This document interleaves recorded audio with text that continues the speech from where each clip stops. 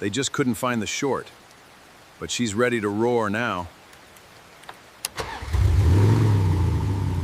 Give it a try. He stood in the middle of a $1 million showroom with grease under his fingernails and a 6-year-old boy holding his hand. And not a single person in that building had any idea they were looking at someone who could have bought the entire dealership before lunch. That was the thing about Ethan Cross. He didn't look like money. He didn't smell like it, didn't carry himself like it. He looked exactly like what he'd chosen to be. A mechanic, a father, a man who had buried his wife and buried most of himself along with her. What happened next, inside that gleaming showroom, would set off a chain of events that nobody saw coming. Drop a comment with your city. Let's see how far this story travels. The morning started the way most of Ethan's mornings did. Badly, quietly, and without enough coffee. He woke at 5:47 because Lucas had crawled into his bed sometime around 3 in the morning and was now sleeping diagonally across the mattress with one small foot planted directly in Ethan's ribs.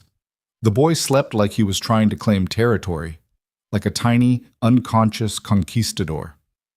Ethan lay there for a minute, staring at the water stain on the ceiling, the one he'd been meaning to patch for 8 months, and listened to his son breathe. There was something about that sound, that specific sound of a child sleeping, slow and completely unguarded. It was the only thing in Ethan's life that still felt uncomplicated. He slid out from under the blanket without waking Lucas, padded to the kitchen in his socks, and started the coffee maker. The machine was old, one of those 12-cup drip models that rattled and wheezed like it had emphysema. He'd been offered a newer one, a fancy Italian espresso machine, actually, by someone who thought that kind of gift would mean something to him. He'd said no.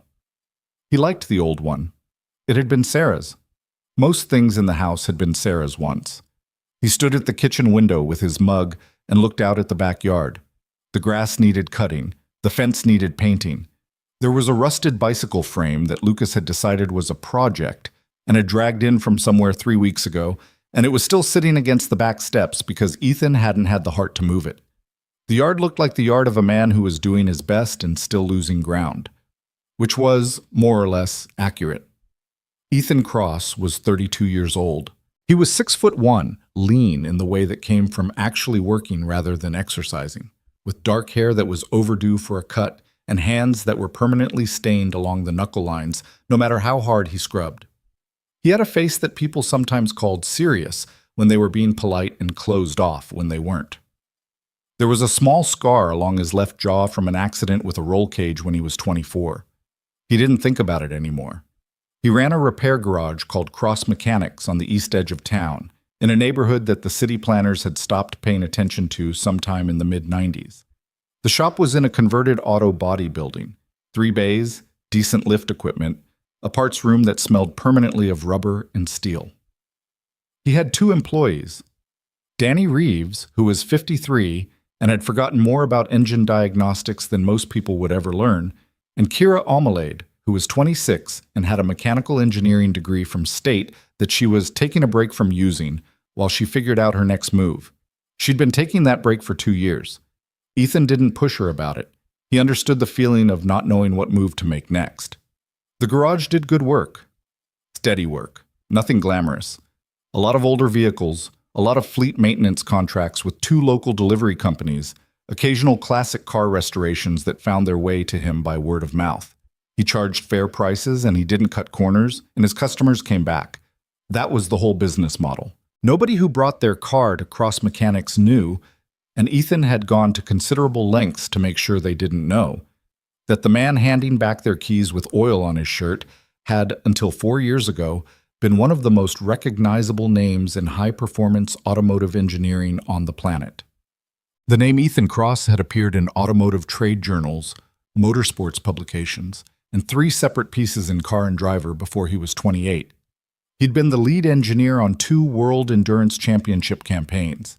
He'd held 4 patents on variable compression ratio technology that were currently being licensed by manufacturers in Germany, Japan, and South Korea. He'd been the technical co-founder of a company called Apex Dynamic Systems that had been acquired for $480 million when he was 29. A deal that had closed 11 months after Sarah's funeral while he was still barely functional, which meant most of the negotiating had been done by his lawyers while he sat in conference rooms looking out windows. He hadn't needed to work again. Financially, not ever. He'd chosen to anyway. Not for the money. For the same reason some people need to keep moving. Because stillness, for Ethan Cross, felt too much like grief with nowhere to go. But the garage was important for another reason too. It was quiet. Nobody at the garage expected anything from him except competence. Nobody looked at him like he was a tragedy. Nobody said, "How are you really holding up?" with that particular expression people got when they asked it. The one that was half sympathy and half relief that it hadn't happened to them. At the garage, he was just the guy who could fix things. That was enough. For now, it was enough. He got Lucas up at 7. The process of waking a 6-year-old was, Ethan had learned, an exercise in negotiation and psychological warfare. You couldn't just turn on the light and say, "Get up." You had to create the idea of waking up as something that had been the child's own decision. You had to plant the seed, leave the door open, make breakfast sounds, deploy the aroma of toast as a tactical instrument. Lucas emerged from his room at 7:14, dragging his blanket behind him, hair pointed in 4 directions, toy toolbox tucked under his arm. He'd carried that toolbox everywhere for the past 6 months. It was red plastic with a yellow handle, and it contained 3 play wrenches, a toy hammer, a plastic screwdriver, and for reasons Ethan had never successfully determined, a single dried macaroni noodle. Lucas called the toolbox the kit. He brought it to breakfast. He brought it to the park. He brought it to his kindergarten class until Mrs. Delgado had gently asked Ethan to leave it at home. "What are we having?" Lucas asked, climbing onto the kitchen chair. "Eggs." "How?" "Scrambled." Lucas considered this with the gravity of someone weighing major life decisions. "Okay," he said finally, "but not too scrambled." Ethan had no idea what too scrambled meant, but he'd learned not to ask for clarification on things like that. "Not too scrambled," he confirmed. While the eggs cooked, Lucas drew something in a notebook he kept at the kitchen table. He drew constantly. Mostly cars, mostly engines, cross-sections of things he'd seen his father working on, rendered in the imprecise but weirdly earnest style of a 6-year-old who was paying close attention. There was one drawing on the refrigerator that Ethan was genuinely fond of. Lucas's interpretation of a V8 engine, all swooping lines and enthusiastic circles, with a small stick figure at the top that Lucas had identified as Dad fixing it. They ate breakfast. Lucas talked about something that happened at school, involving a kid named Marco and a misunderstanding about whose turn it was on the climbing structure. Ethan listened and made the appropriate sounds and drank his second cup of coffee and thought, not for the first time, that this ordinary, slightly chaotic, completely unimpressive Tuesday morning was the best thing in his life. The only thing, sometimes, that made the rest of it feel worth the effort. He needed to pick up parts. This was the other thing about running a small, independent garage. You were always picking up parts. Suppliers delivered what they could on schedule, but specialty items, particularly for anything older or unusual, you sourced yourself. Today, he needed a specific set of brake components for a 1988 Porsche 911 he was restoring for a client, and the only local supplier who'd had them in stock was Sinclair Automotive. He'd known the name. Everybody in the local automotive world knew the Sinclair name. Victoria Sinclair had built her dealership group into something genuinely impressive over the past 5 years. Multiple franchises, a high-end pre-owned division, and a parts and service operation that catered to the kind of clientele who owned things worth more than most people's houses. The flagship location on Meridian Avenue was the kind of place that had marble floors in the showroom and staff who wore branded blazers and spoke to customers in the careful, modulated tones of people trained to make expensive things feel inevitable. Ethan had been there twice before, both times quick in-and-out visits to the parts counter. Nothing memorable. He loaded Lucas into the truck, a 10-year-old F-150 that ran perfectly because Ethan maintained it himself, and headed across town. "Are we going to a car place?" Lucas asked. "Parts pickup." "Can I bring the kit?" Ethan glanced in the rear view. Lucas was already holding it. "Yeah, bring the kit." Lucas settled back happily. Outside, the city moved past the windows. It was a clear morning, the sky that particular shade of October blue that made everything look sharper than it actually was. Sinclair Automotive's Meridian Avenue location was, objectively, an impressive building, all glass and polished steel, the kind of architecture that was trying very hard to signal that the cars inside were worth the numbers on their window stickers. Through the showroom windows, you could see the lineup, a row of late-model exotics, a couple of high-spec SUVs, and in the center of the floor under a dedicated light cluster, what appeared to be a recent Ferrari positioned like a sculpture. Ethan parked in the visitor section, climbed out, went around to get Lucas. "Big," Lucas said, looking up at the building. "Yep." "Why is it so shiny? So you'll feel less smart than the cars." Lucas thought about that. "That's dumb," he concluded. "Probably," Ethan agreed. They went inside. The temperature inside the showroom was about 4 degrees cooler than it needed to be. The air faintly scented with something that was supposed to suggest wealth. New leather, maybe, and something lightly cedarish. The floors were pale marble. The cars gleamed under professionally aimed lighting. 2 salespeople stood near the front, both in the branded blazers, both in their late 20s, both currently ignoring Ethan and Lucas with the kind of deliberate non-attention that took training to achieve. Ethan didn't care. He wasn't there to buy a car. He found the parts counter at the rear of the building, a separate wing off the main showroom, more utilitarian, where the actual service operation lived. A young woman at the counter was processing paperwork. He gave her his name, his order number, and the reference code for the brake components. "Should be under cross mechanics," he said. "I called ahead."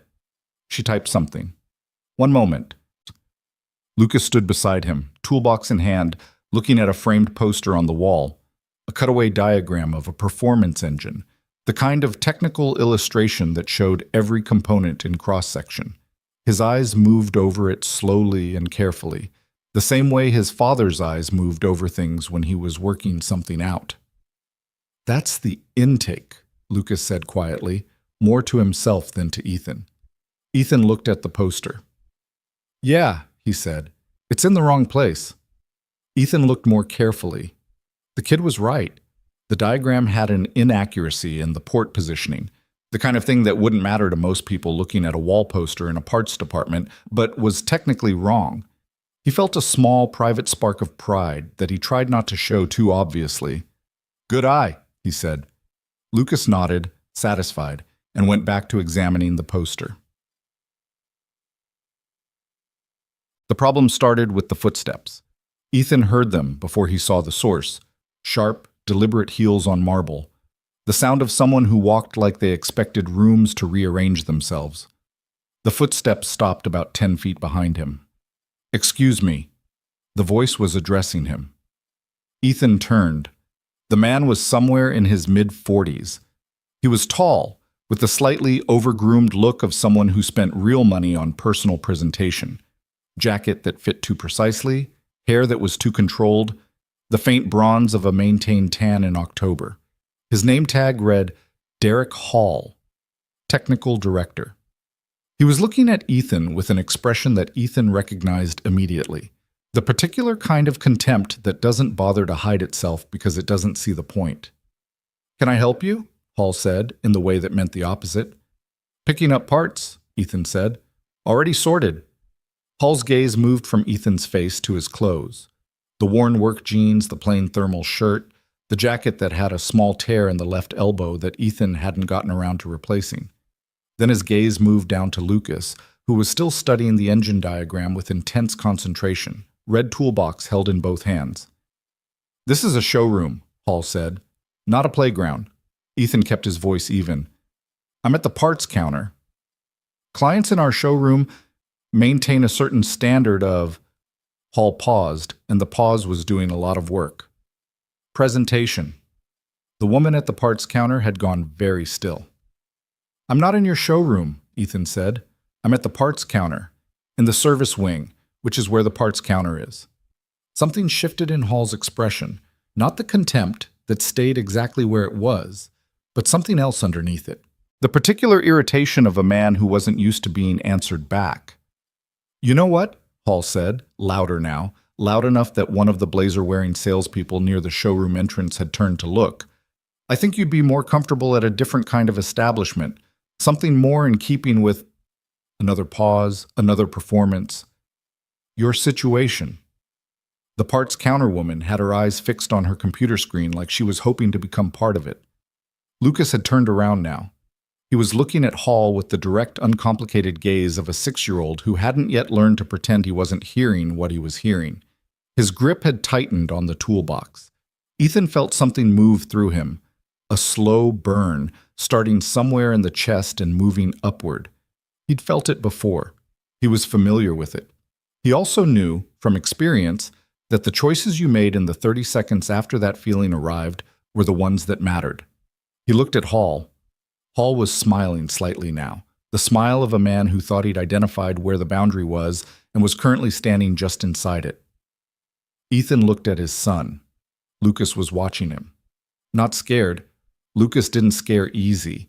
But watching him with those serious dark eyes, waiting to see what his father was going to do, what his father was going to model, right here in this marble-floored room.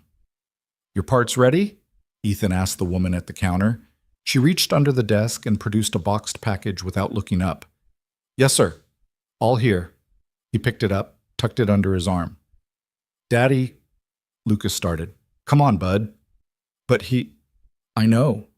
He reached down and put his hand on his son's shoulder, not firmly, just there. "Come on." They walked out. Behind them, Hall said something else, something under his breath, something Ethan caught the edge of without making out the full content. It didn't matter. The shape of it was clear enough. Through the showroom, past the blazers, past the Ferrari under its lights, past the glass doors that opened automatically, and the rush of cool morning air outside. Lucas was quiet until they reached the truck. Then, "Why didn't you say something?" Ethan put the parts box in the bed, opened Lucas's door, waited while the boy climbed in and buckled himself. Then he closed the door and walked around to the driver's side and got in and sat there for a moment with his hands on the wheel. "Sometimes," Ethan said, "the thing you want to say isn't the thing that needs saying." "What does that mean?" "Fair question." "It means that guy wanted me to get angry. He wanted to feel like he won something." "Did he win?" Ethan started the truck. "No." Lucas was quiet for a moment, then, "He was mean." "Yeah." "He looked at me like I was in the way." And that was the thing that sat in Ethan's chest the whole drive back. Not what Hall had said to him, not the contempt, not the performative sneer. He'd absorbed that kind of thing before. People had been making assumptions about Ethan Cross his whole life, mostly getting them wrong, and he'd largely stopped caring. But Lucas looking at him from behind that toolbox, catching the exact moment when a grown man dismissed him like furniture, processing the experience with those quiet eyes. That was the part that stuck. The garage was already open when they got back. Danny's truck was in the lot. Through the open bay doors, Ethan could hear a radio playing country music and the compressed hiss of an impact wrench. He pulled in, parked, sat for another few seconds. Lucas was drawing in his notebook. He'd pulled it from the seat pocket and was working on something with the focused energy kids get when they're processing something they don't have words for yet. "Hey," Ethan said. Lucas looked up. "You know that thing he said about not belonging there? He was wrong." "I know." Lucas said it simply, without drama, like it was a fact and facts didn't require performance. "Okay," Ethan said. "Can I help with the Porsche today? If you stay out of Bay 2 while the lift is active."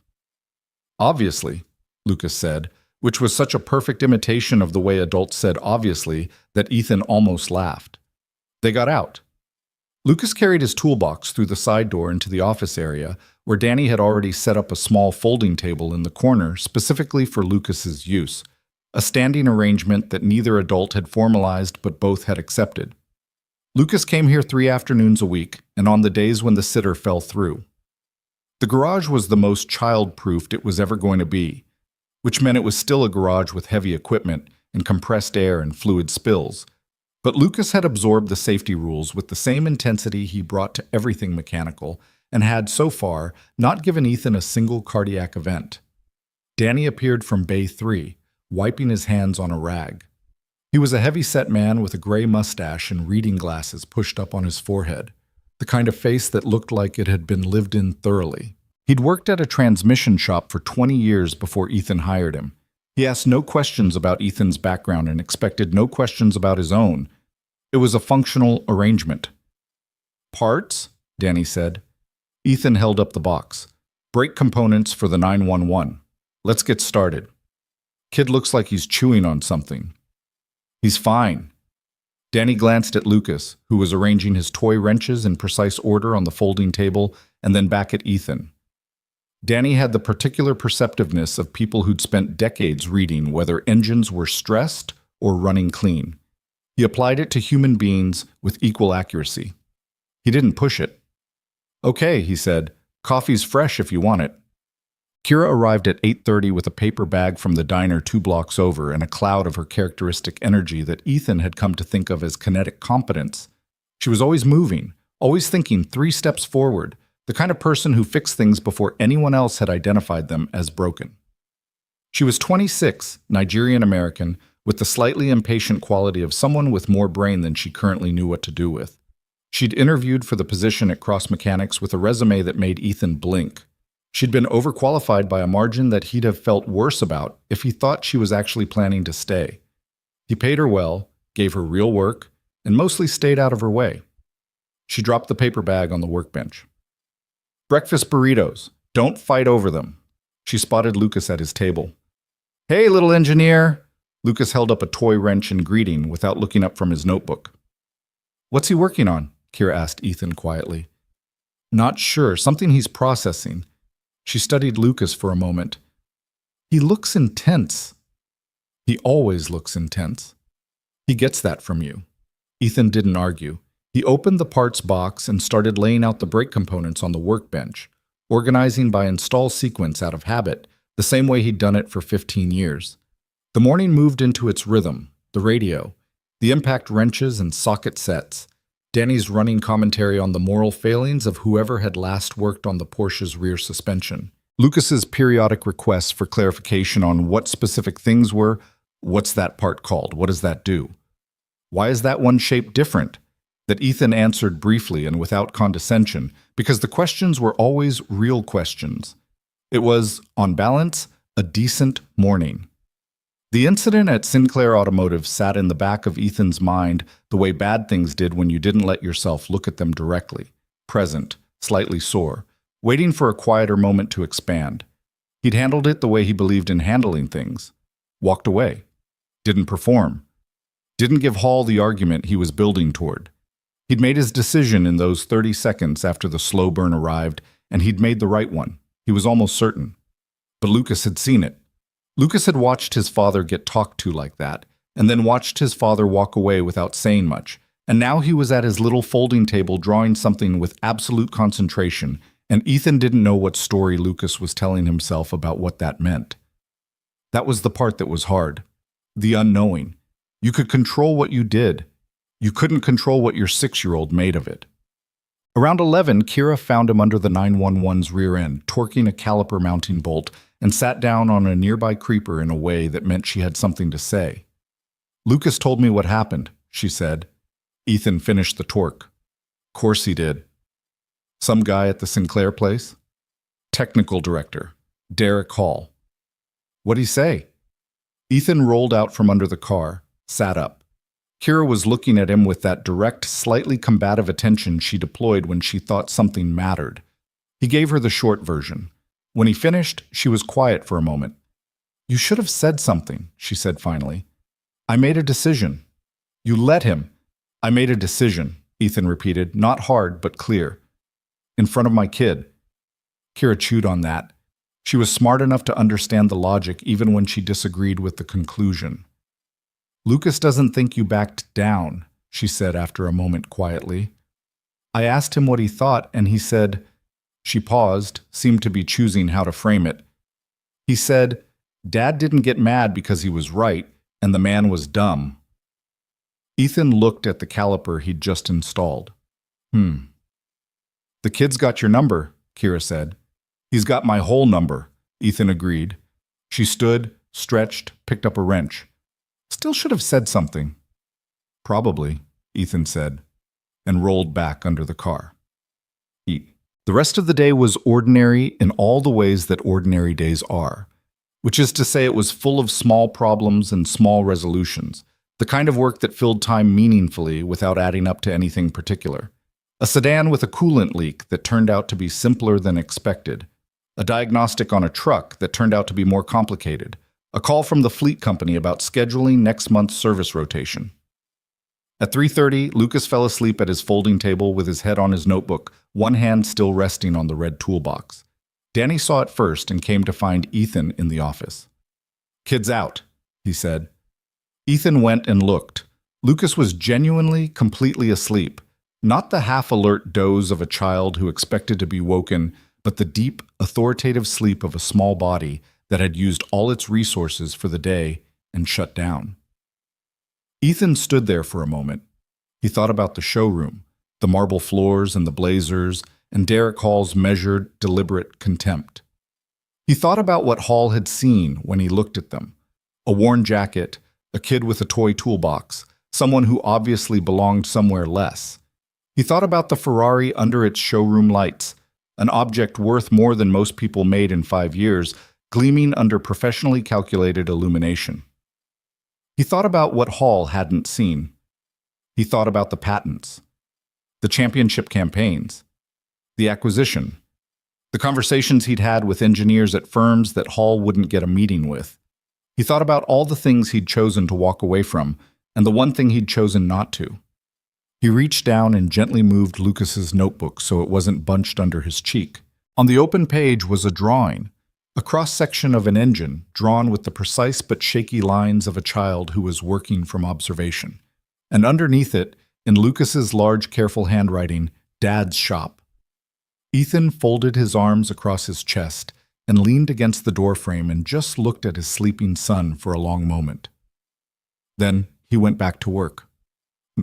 That evening, he made pasta because it was fast, and Lucas ate it without complaint. They watched 20 minutes of a nature documentary about deep-sea creatures before Lucas declared the anglerfish too scary and also sad, and asked to watch something else. They watched half an episode of a cartoon about a racing team before Lucas fell asleep again, this time properly, in the proper location, on the couch with the red toolbox on the cushion beside him. Ethan carried him to bed, stood in the doorway of the small room, the rocket ship nightlight, the drawings taped to the walls, the toy cars lined up along the windowsill with what appeared to be a deliberate organizational logic that only Lucas fully understood. He thought about Sarah, not the way he used to, the sharp chest-tightening way that had dominated the first year, but the way you thought about the sea if you'd grown up near it and moved inland. Present somewhere behind everything, reshaping the landscape even in its absence. She would have liked today, the ordinary parts of it. She would have laughed about the anglerfish. She would have said something sharp and accurate about Derek Hall in a way that made the contempt small instead of large. He turned off the rocket ship nightlight. Lucas was too old to need it now, but they both pretended otherwise, and pulled the door almost closed. The house was quiet. He sat at the kitchen table with the last of the coffee and a pad where he did his rough accounting. Hours, parts costs, the fleet invoice he needed to send. Numbers that were honest and modest and his own. His phone was on the table beside the pad. It had been quiet all day. It was usually quiet. He'd spent 4 years narrowing the circle of people who had this number to people who didn't call unless there was a real reason. It was one of the things he was still working on, the isolation. He knew it wasn't entirely healthy. He was getting there, slowly, in the way that people get to things after a loss. Not linearly, not on a schedule, but in the lurching, inconsistent way of someone navigating without a map they fully trusted. He finished the accounting, washed his coffee mug, turned off the kitchen light. Through the window over the sink, he could see the backyard, the rusted bicycle frame, the fence that needed painting, the grass silver under the moon. Tomorrow, the fleet rotation scheduling, the rest of the 911's brake job, the diagnostic follow-up on the truck. Ordinary. His. He went to bed. In the room down the hall, Lucas slept with the red toolbox on the pillow beside him, breathing slow and deep and completely unworried, the way children sleep when they believe, in their bones, that someone capable is watching over them. And 2 miles across town, in a glass and steel office building that stayed lit until midnight, a woman Ethan Cross had never spoken to was staring at a phone message that was about to reshape both their lives, though neither of them knew it yet, and neither of them would have believed it if you'd told them. But that's the thing about the mornings that start badly. They don't always end that way. Victoria Sinclair had not slept properly in 4 days. This was not, in itself, unusual. She'd built her business on a particular brand of functional sleep deprivation, the kind where you trained your body to operate on 5 hours and 2 espressos and the low-grade adrenaline of someone who had too much at stake to afford the luxury of rest. She'd done it through the acquisition of her second dealership, through the lawsuit with her former business partner, through the 18 months of reconstruction after the market dip that had nearly swallowed 2 of her locations whole. She knew how to run on fumes. She'd been doing it since she was 24. But this was different. This was the specific teeth-grinding sleeplessness of a problem she could not engineer her way out of, and Victoria Sinclair was not accustomed to problems she couldn't engineer her way out of. She was standing in the climate-controlled storage bay of Sinclair Automotive's Specialist Division at 7 in the morning, still in yesterday's blazer, holding a cup of coffee that had gone cold sometime around 6:15. The bay was a long, clean space designed specifically for the storage and maintenance of high-value vehicles. Controlled temperature, controlled humidity, soft lighting on adjustable rigs, rubberized floor surfaces. It smelled like preservation and money. 12 vehicles were currently in residence, all of them significant, several of them irreplaceable. One of them was not running. She was standing in front of it now, a 1963 Iso Revolta YR 300.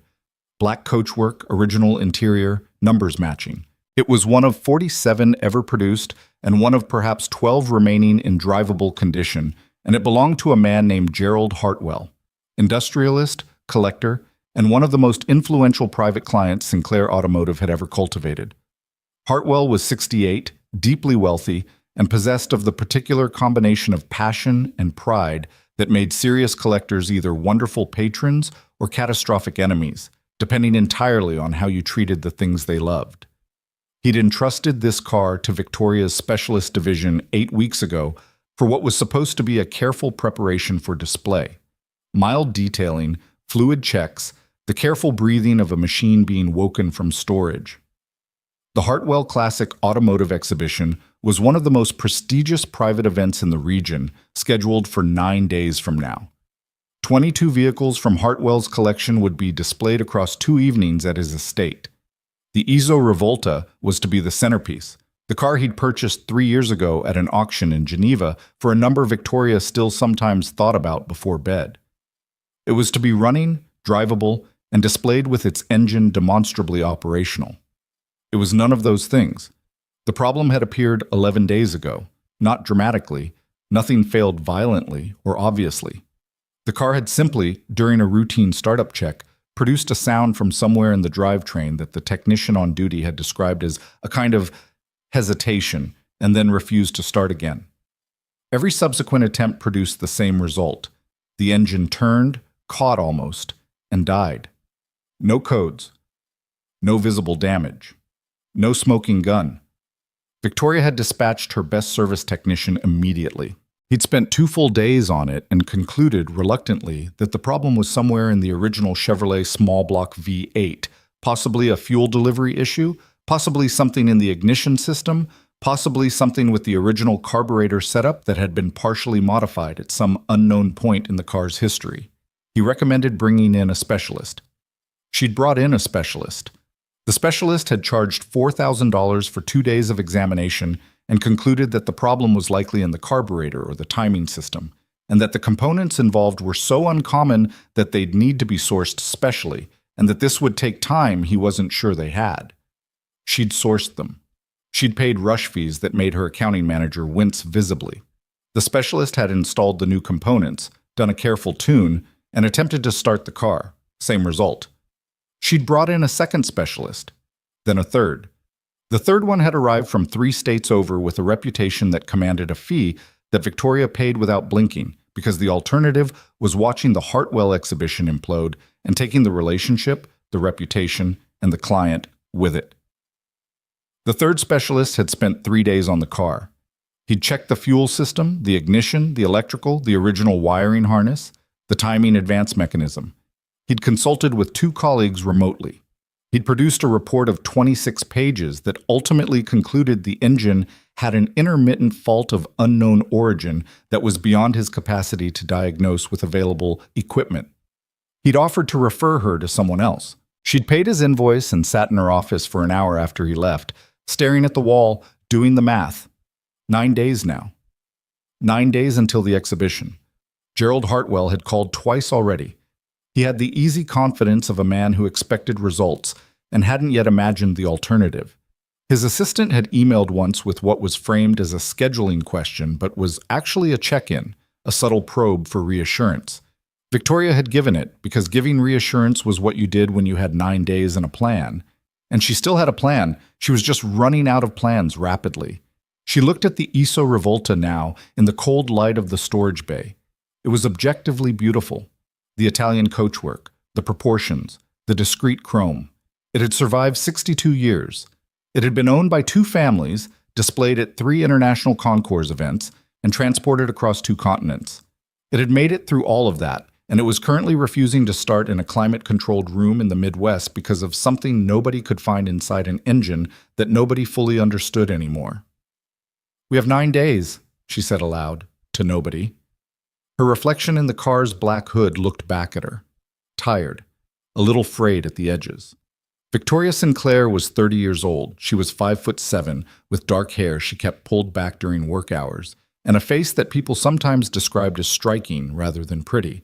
It was a face that held expression clearly, every frustration and calculation visible if you knew how to read it, which most people didn't, because they were too busy looking at the authority she projected to look for the working underneath it. She dressed expensively and practically at the same time, the way people did when they'd grown up around money but also had to earn their own. She wore the same watch every day, a Patek Philippe that had been her father's and was scratched on the crystal from 10 years of real use. She was the daughter of Richard Sinclair, who had built the original Sinclair dealership over 40 years from a single import franchise into a regional operation. He'd retired 6 years ago, handing the reins to Victoria with the particular combination of confidence and unspoken pressure that fathers who'd built things from nothing passed to their children. He lived in Florida now. He called every Sunday and asked how things were going. She always said, "Good, Dad, really good," because the alternative was a conversation she wasn't ready to have. She had made the business significantly larger than he'd left it. She'd expanded into the specialist and collector division, cultivated relationships with a tier of clientele her father had never reached, built the Sinclair name into something that moved in circles her father would have found difficult to imagine. She'd done it on intelligence and relentlessness and the particular willingness to outwork everyone in the room that sometimes frightened the people who worked for her. She was good at this. She was genuinely, substantively good at it, and she was standing in front of a car that was beating her. Her phone buzzed. She looked at it. Marcus Webb, her head of client relations, probably calling about the Hartwell check-in. She let it buzz twice more before answering. "Tell me something useful," she said. "Good morning to you too." Marcus was 41 and had been with her for 3 years and had developed an effective immunity to her phone manner. Hartwell's people called again. His assistant wants a status update before end of day. "I'll call back by 4. What do I tell him in the meantime?" "Tell him we're making excellent progress." She looked at the car. It sat there completely inert, not making any promises. "Tell him our specialist team is finalizing the last phase of preparation." "Are they?" "Marcus. I'm just asking what's actually true. What's actually true is that I need another hour to think, and you need to not tell Gerald Hartwell's assistant that we currently have no idea what's wrong with his car." A pause on the line. "Okay, 4 o'clock. She hung up. She walked slowly around the Iso Rivolta, the way she'd been doing for days. She wasn't a mechanic. She understood automotive engineering at the conceptual level of a person who ran dealerships and cultivated collectors, not the granular level of someone who actually worked on engines. But she'd spent enough years around the specialist division to have developed a working fluency. She could read diagnostic reports, She understood the vocabulary. She knew when technicians were genuinely stuck versus strategically vague about the depth of their uncertainty. Everyone she'd brought in had been genuinely stuck. She crouched by the driver's door and looked at the car from a lower angle, which accomplished nothing mechanical but gave her the sense of looking at the problem from a different direction, which was sometimes all you had left. The fault was in the engine. Everyone agreed on that. The fuel system had been checked and rechecked. The ignition was sound. The wiring was old but intact. Every expert had concluded it was something inside the engine itself, something in the relationship between components, something behavioral rather than visible, something that the car was doing rather than something that was simply broken in a way you could point to. The third specialist had used a phrase that had stayed with her, a fault that the car is hiding from modern equipment. She'd thought about that phrase a lot in the 4 days since. She went back to her office. Her office at the Meridian Avenue location was on the second floor, overlooking the showroom, a glass-fronted space that gave her a clear sightline to everything happening below. She'd designed it that way deliberately. She liked to see. She liked to know what was happening in her building at all times. It was, she recognized, a control tendency, and she'd been told by more than one therapist that it was worth examining. She'd examined it and concluded that it worked for her and moved on. She sat at her desk and pulled up the files she'd been building over the past week. Everything she'd been able to gather about the ISO Revolta's specific engineering, the Chevrolet 327 small block as fitted to the early ISO chassis, the documented quirks and failure modes of the original Wyand intake manifold setup that Revolta had used on some 63 builds. She'd gone deep. She'd read academic papers and forum threads and digitized workshop manual scans from archives she'd tracked down through a collector contact in Turin. She'd become, out of desperation, something approaching an amateur expert on a car she couldn't fix. None of it had pointed her to an answer. She opened a separate document, a list she'd been working on for the past 2 days. It had started as a list of potential additional specialists to contact, but it had evolved into something else. A map of who, anywhere in the accessible world, might have the specific knowledge this problem needed. Not general classic car expertise, not even general American muscle expertise. Something more specific than that. Someone who understood the particular engineering intersection of Italian coachwork and American drivetrain modification that defined cars like the ISO Revolta. Someone who understood the behavior of period components pushed outside their original specifications. Someone who understood the way old machines developed their own logic over 60 years of modification and use. The list had 23 names on it. She'd worked through 17 of them. 3 were unavailable. 8 were too far, had quoted timelines that made the exhibition impossible. 4 had come in and failed. 2 were on the phone with her regularly, offering educated speculation but nothing actionable. She was working on the remaining 6. She was also running out of realistic options and starting to run the numbers on the worst-case scenario, which involved calling Gerald Hartwell personally, confessing that the car couldn't be prepared in time, and absorbing the consequences. Those consequences were substantial. Not business-ending, she didn't think, but damaging. The kind of damage that took years to repair in a world where reputation moved faster than money and where collectors talked to each other constantly about exactly this kind of failure. She closed the list. She opened her email and stared at it without reading it. Then she did something she almost never did. She opened a search engine and typed in something that felt slightly desperate.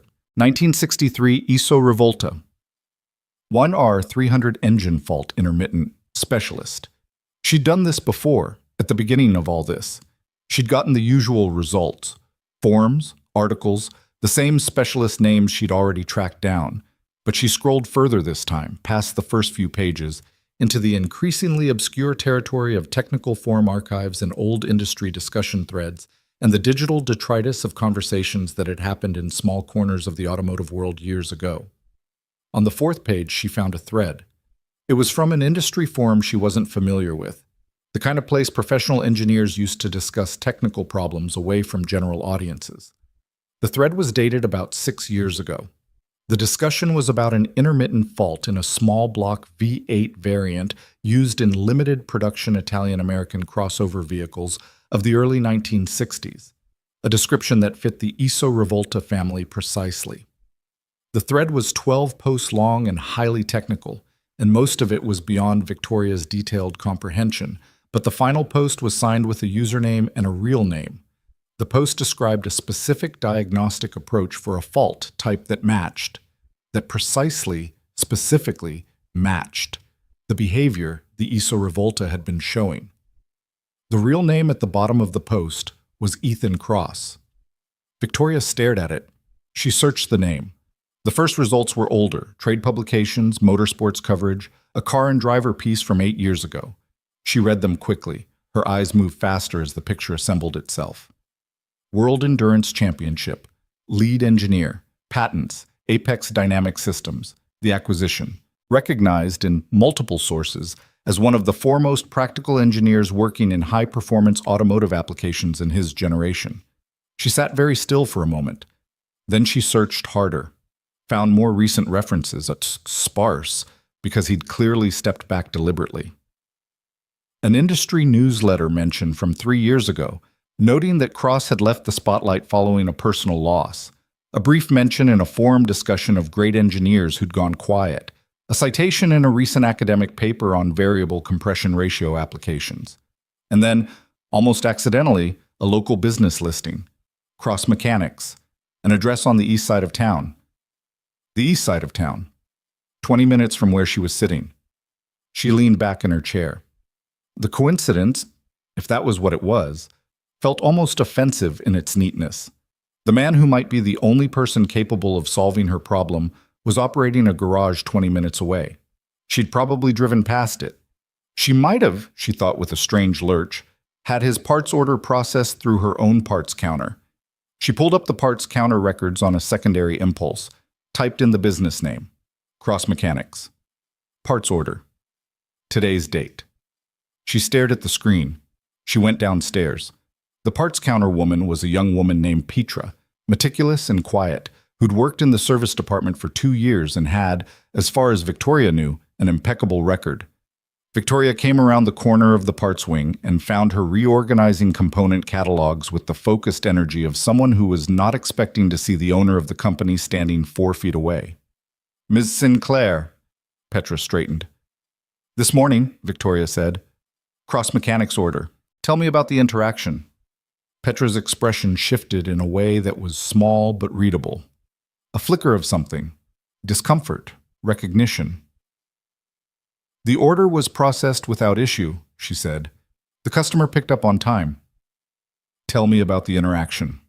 A pause. Mr. Hall came into the parts wing while the customer was here. Victoria waited. He made some comments to the customer. Another pause. The customer had a child with him. A young boy. What kind of comments? Petra looked at the counter surface. The kind that suggested they didn't belong here.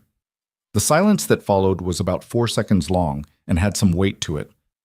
Was Mr. Cross, was he treated in a way that I would consider appropriate for anyone using our services? Petra looked up. No, Miss Sinclair. Victoria thanked her.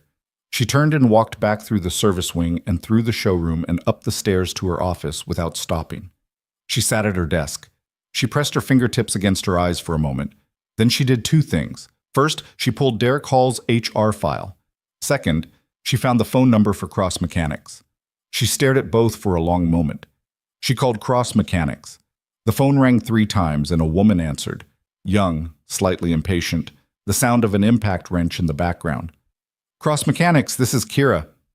I'm trying to reach Ethan Cross, Victoria said. My name is Victoria Sinclair. A brief pause. Hold on. She was on hold for almost 2 minutes. She used the time to think about how to phrase this and found that every phrasing she tried sounded wrong, either too formal, which would be absurd given what had happened this morning, or too casual, which felt like it was trying to paper over what had happened this morning. There was no version of this call that didn't have a complicated morning sitting right in the middle of it. The line picked up. This is Ethan Cross. The voice was even, not cold, not warm, just waiting. Victoria had spoken to hundreds of people from positions of needing something from them, and she'd learned to get to the point. Mr. Cross, I'm calling about 2 things. The first is to apologize for what happened at my dealership this morning. I've spoken to my staff. What you and your son experienced was not acceptable, and I'm sorry it happened. Silence on the line. Not uncomfortable exactly, just present. Okay, Ethan said. The second thing is... She stopped, started again. I understand you have expertise in a specific area that I have an urgent need for. The 1963 ISO Revolta YR300. Another silence. This one was different, a different quality to it, like she'd named something unexpected. Where did you find that name? Ethan said. A technical forum thread from about 6 years ago. You described a diagnostic approach for an intermittent fault in a Wyand manifolded small block variant. She paused. I have a car with that fault. I have 9 days before an exhibition where it has to be running. I've had 3 specialists fail to diagnose it. She waited. That forum thread is old, Ethan said. The problem is older.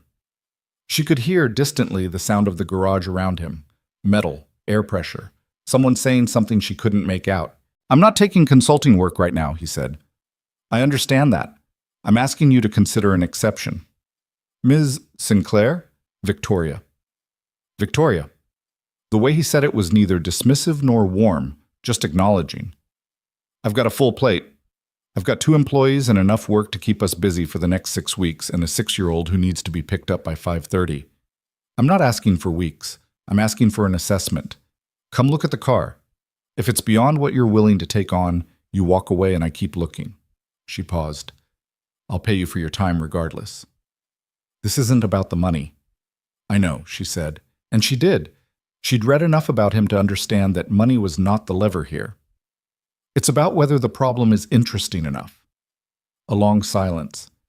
She heard a sound she couldn't identify at first and then recognized. A child's voice, somewhere in the background of the garage, asking a question. She couldn't make out the words. Come tomorrow, Ethan said finally. After 6. After my kid's in bed. But I'm not making any promises.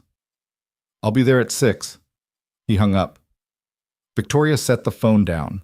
She looked out through her office window at the showroom floor below. The Ferrari under its lights. The blazer-wearing staff moving between the gleaming inventory. Her building, her name on the front, her inherited empire and her expanded one. She pulled Derek Hall's HR file toward her again and read it with the particular attention she gave things when she'd already made a decision and was simply confirming the facts behind it. She picked up her internal line and called Marcus. I need HR in a meeting this afternoon, she said. Derek Hall, performance review. A pause. Today? Today. She hung up that line and picked up her cold coffee and stood at the window and looked at her showroom and thought about what she'd done this morning. Not the phone calls, not the HR file, but before all of that. She'd been in this building when it happened. Her building, her name on the door. A man and his son had walked through her parts counter and been treated like they were less than they were, and she hadn't been there to stop it. She'd told herself that you couldn't be everywhere, that you couldn't supervise every interaction. That was true, factually. It didn't make it feel better. She went back to her desk and opened the file on the ISO Revolta and started preparing notes for tomorrow evening, because if Ethan Cross was going to walk into her storage bay and look at that car, she was going to make sure she had everything he might need ready before he asked for it. It was how she operated. Preparation as a form of respect, doing the work before the meeting so the meeting could be about the actual problem. She worked through the afternoon. At 4, she called Gerald Hartwell's assistant and said that the preparation was progressing and that she remained fully committed to having the car ready for the exhibition, which was more or less true in the sense that her commitment was genuine, even if her confidence was not currently matching it. At 5:30, Marcus appeared in her doorway. Hall meeting's done, he said. She looked up. And? He's been placed on administrative leave pending formal review. He'll be asked to surrender his access card. Thank you. Marcus looked like he wanted to say something else. He was a diplomatic man by nature. It was most of what made him valuable in his role. And there was something working behind his expression. Say it, she said. He's been here 6 years, Marcus said. He knows a lot of clients. He knows the inventory systems. I know. I'm not defending what he did. I know you're not. I'm just flagging the operational, but Marcus, She looked at him steadily. A man came in here with his kid, and Hall talked to them like they were garbage.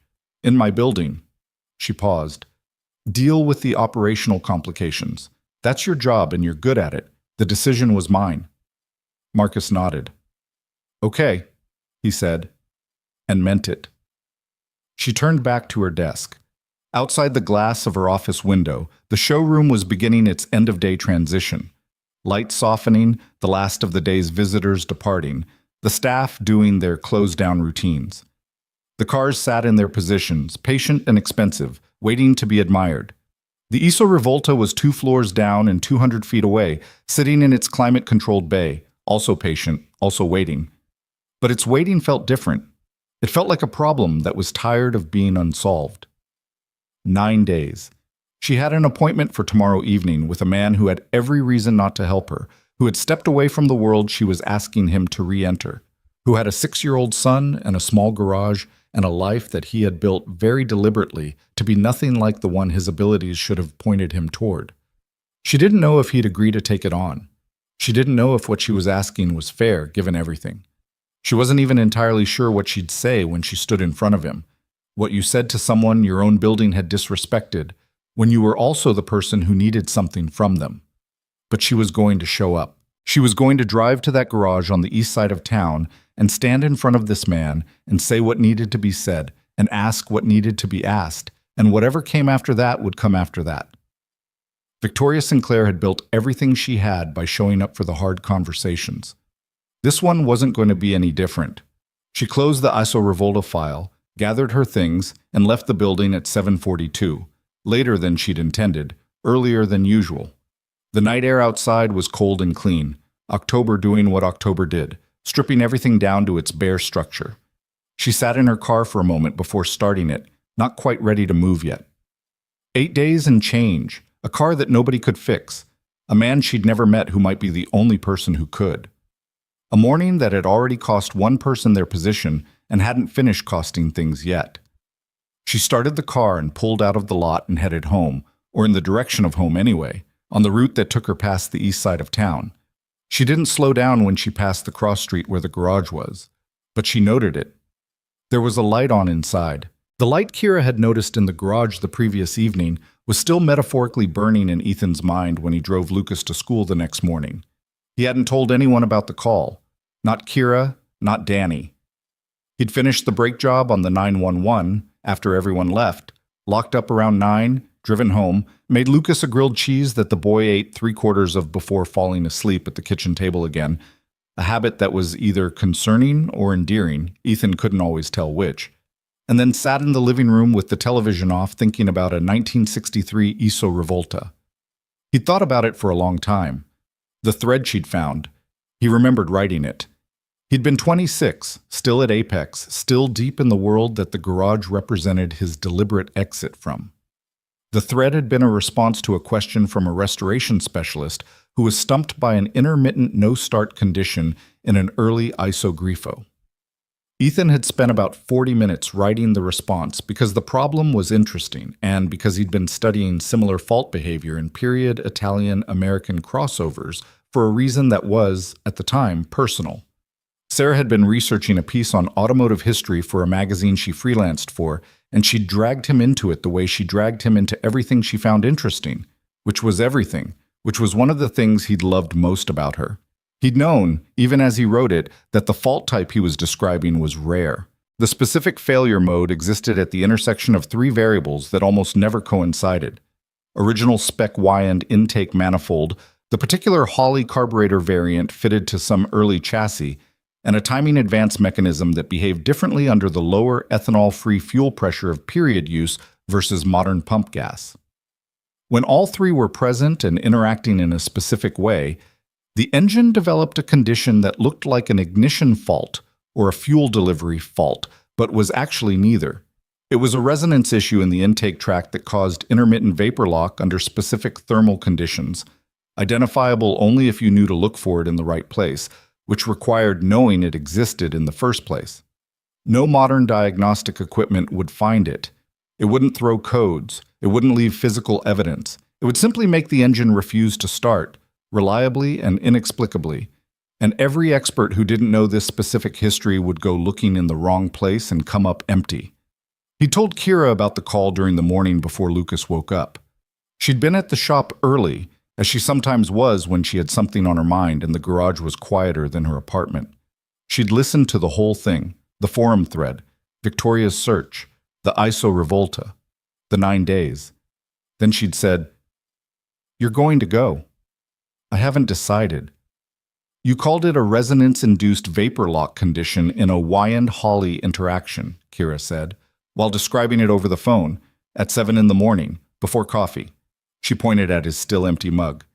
"You already decided." He told her she was wrong, and then thought about it all the way to school and most of the way back, and didn't convincingly tell himself she was wrong at any point in that stretch. There was the part about the car. He wasn't going to pretend that wasn't a factor. A numbers-matching 1963 ISO Revolta in running condition was not a thing you walked past if you had any serious relationship with the history and mechanics of the period.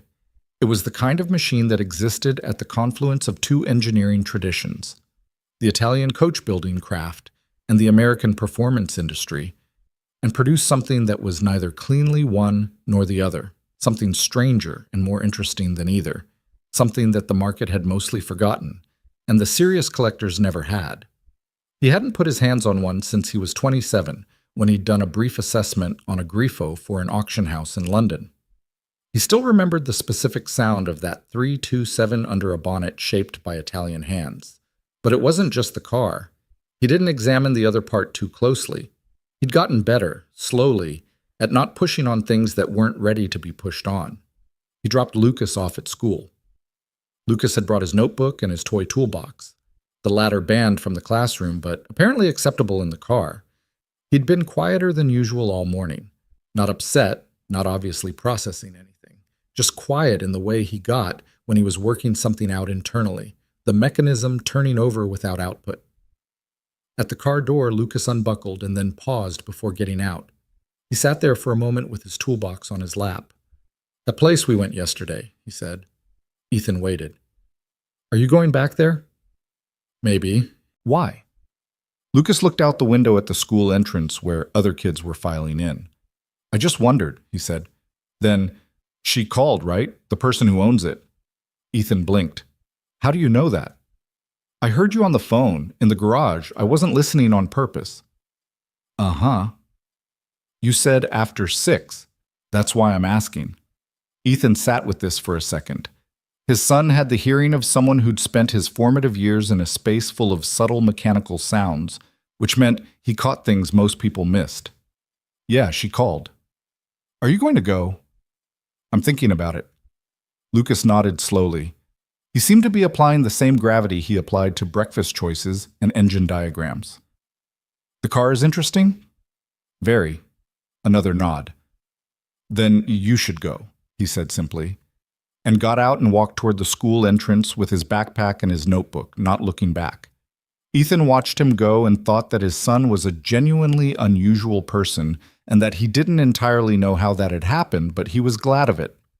He drove back to the garage and worked until 5, and then went and picked up Lucas and fed him, and supervised the homework that Lucas considered a mild personal insult, and read 2 chapters of the book they were working through together.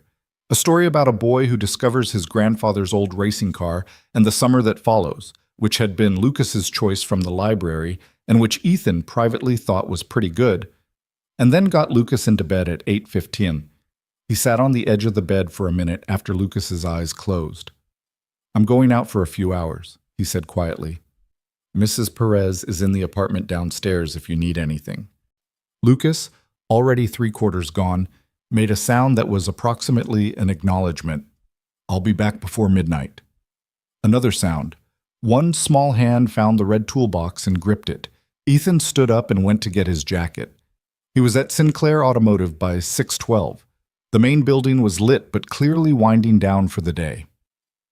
There were 2 cars in the lot. A woman was waiting at the entrance, not staff from the look of her. She was in dark slacks and a gray jacket, no blazer branding, and she was holding a phone but not looking at it, which meant she'd been watching for headlights. He pulled in. She came toward the truck. She was 30, he registered, or close to it. The face from his mental image of her, assembled from whatever subconscious picture you built from a voice on a phone, was roughly right and also slightly wrong in the specific ways that real faces always differed from imagined ones.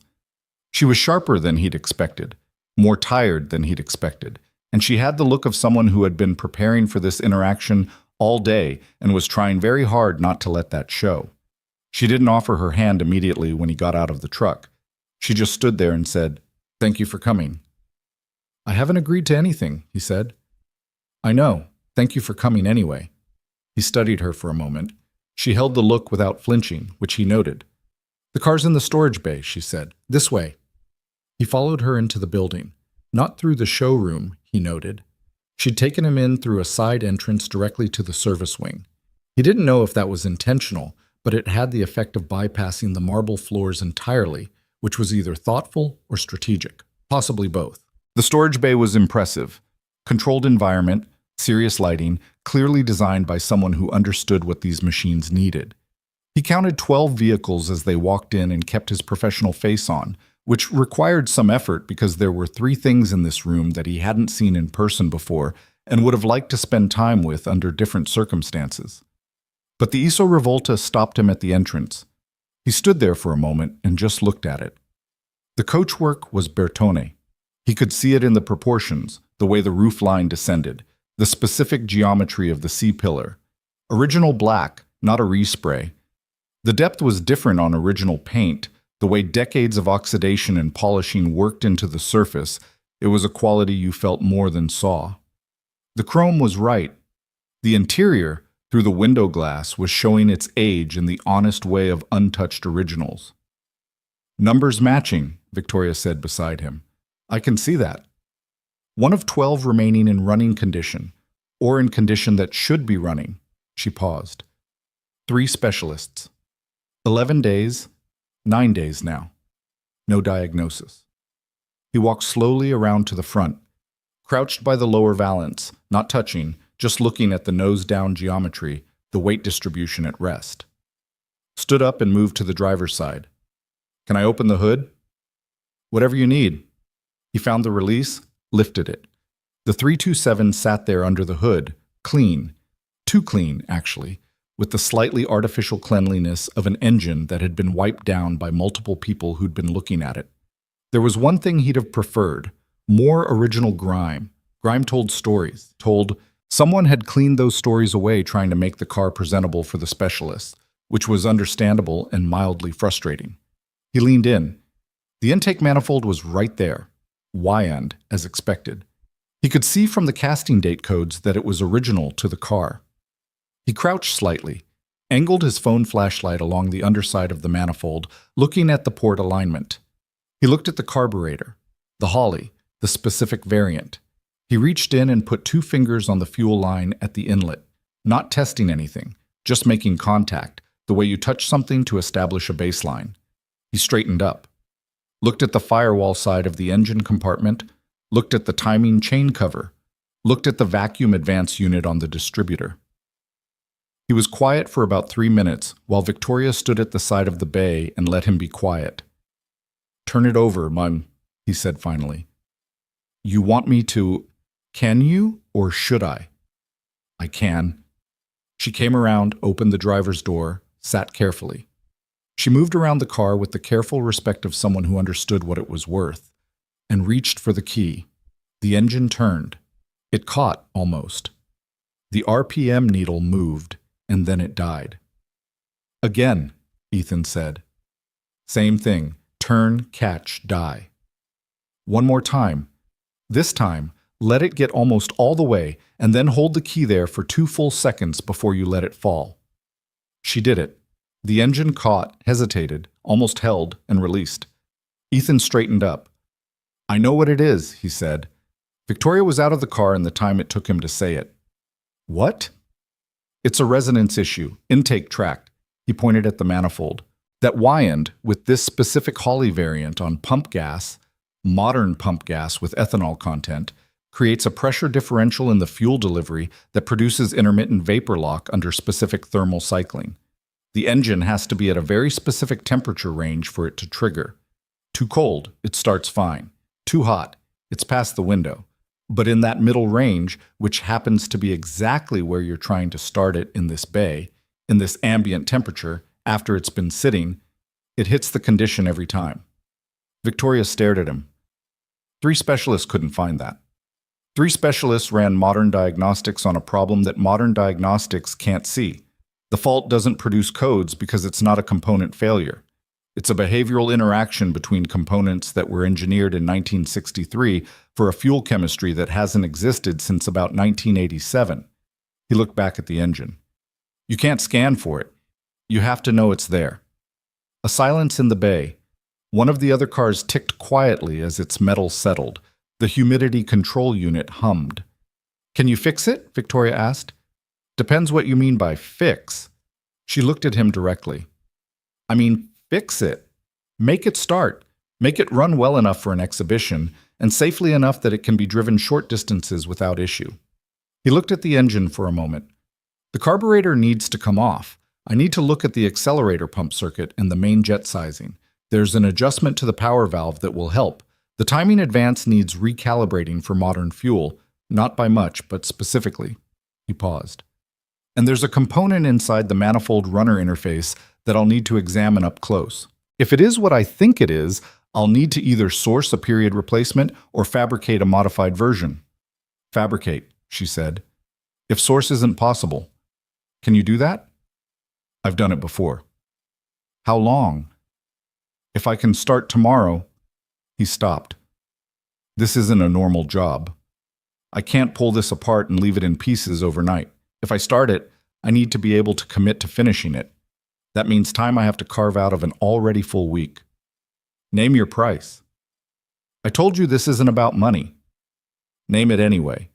Because it is about money for my client, and I need to be able to tell him something real.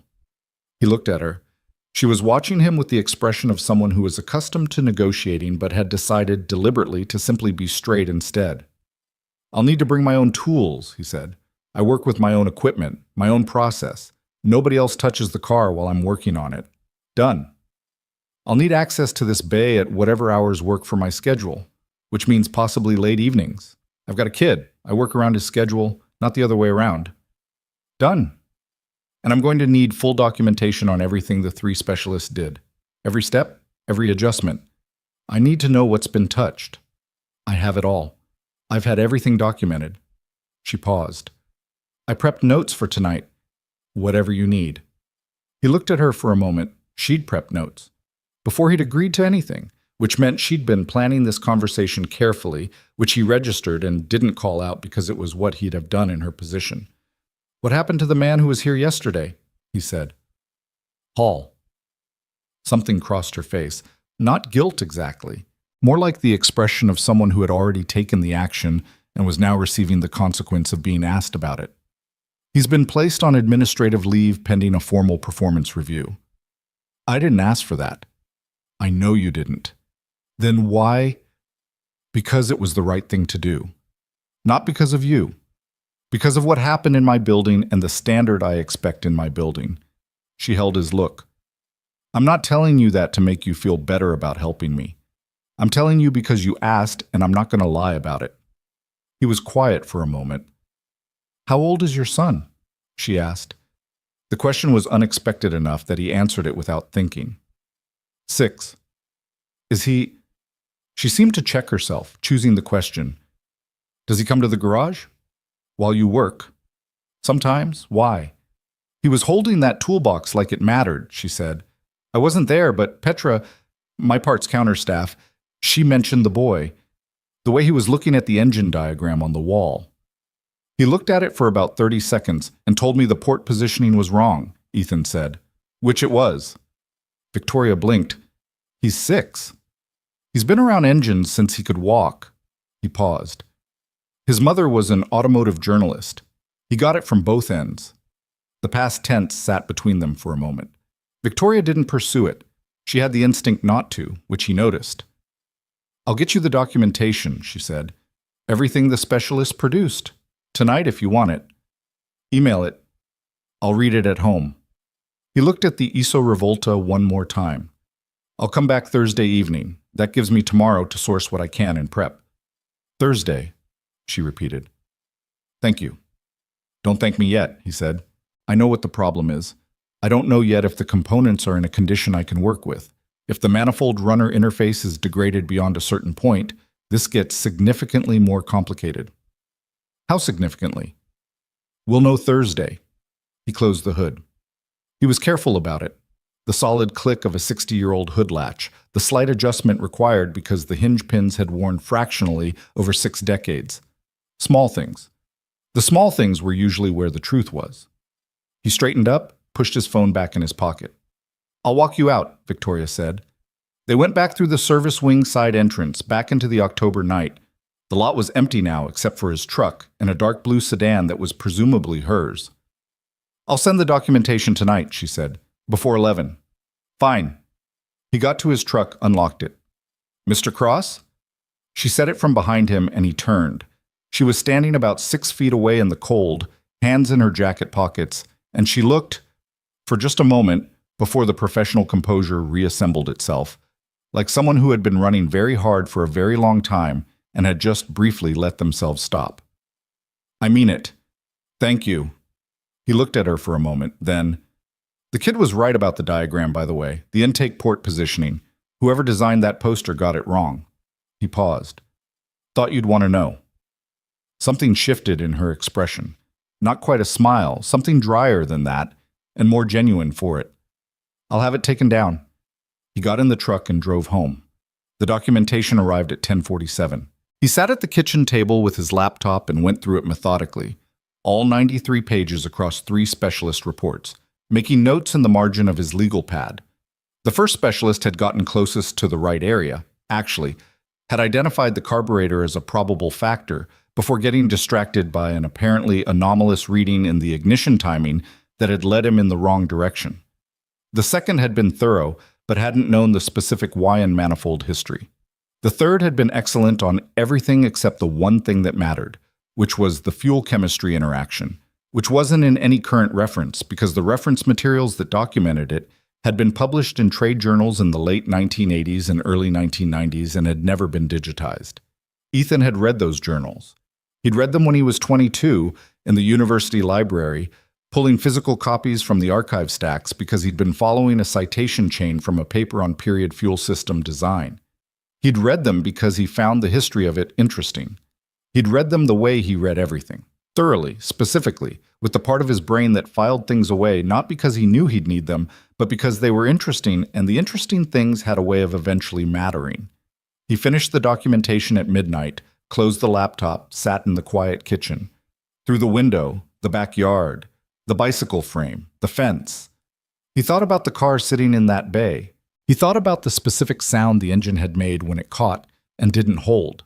That particular hesitation, right in the middle of its compression cycle, the sound of something trying and being stopped by something invisible. He'd heard that sound once before, on the Grifo in London, for about 3 seconds before the mechanic gave up and walked away. He'd never forgotten it. He went to bed at 12:30. He didn't sleep well, but the insomnia was different this time. Not the heavy, dark kind that had dominated the years after Sarah, not the grief weight variety. This was the other kind. The kind where a problem was turning over in his mind like an engine finding its idle, each revolution clarifying something. He ran the fault sequence forward and backward in his thinking. Identified the 3 intervention points. Thought about the power valve, the jet sizing, the timing recalibration. Thought about the manifold runner interface and what he expected to find there, and what he'd do in each scenario. By 2 in the morning, he had the complete approach mapped in his head. It wasn't written down, but it didn't need to be. It was the same way he'd always worked, thinking something through until it was clear enough to execute, then executing. He fell asleep around 2:30 and slept surprisingly soundly until Lucas's foot found his ribs at 5:43 Nimbus. Thursday came. Kira had sourced 2 of the 3 components he needed.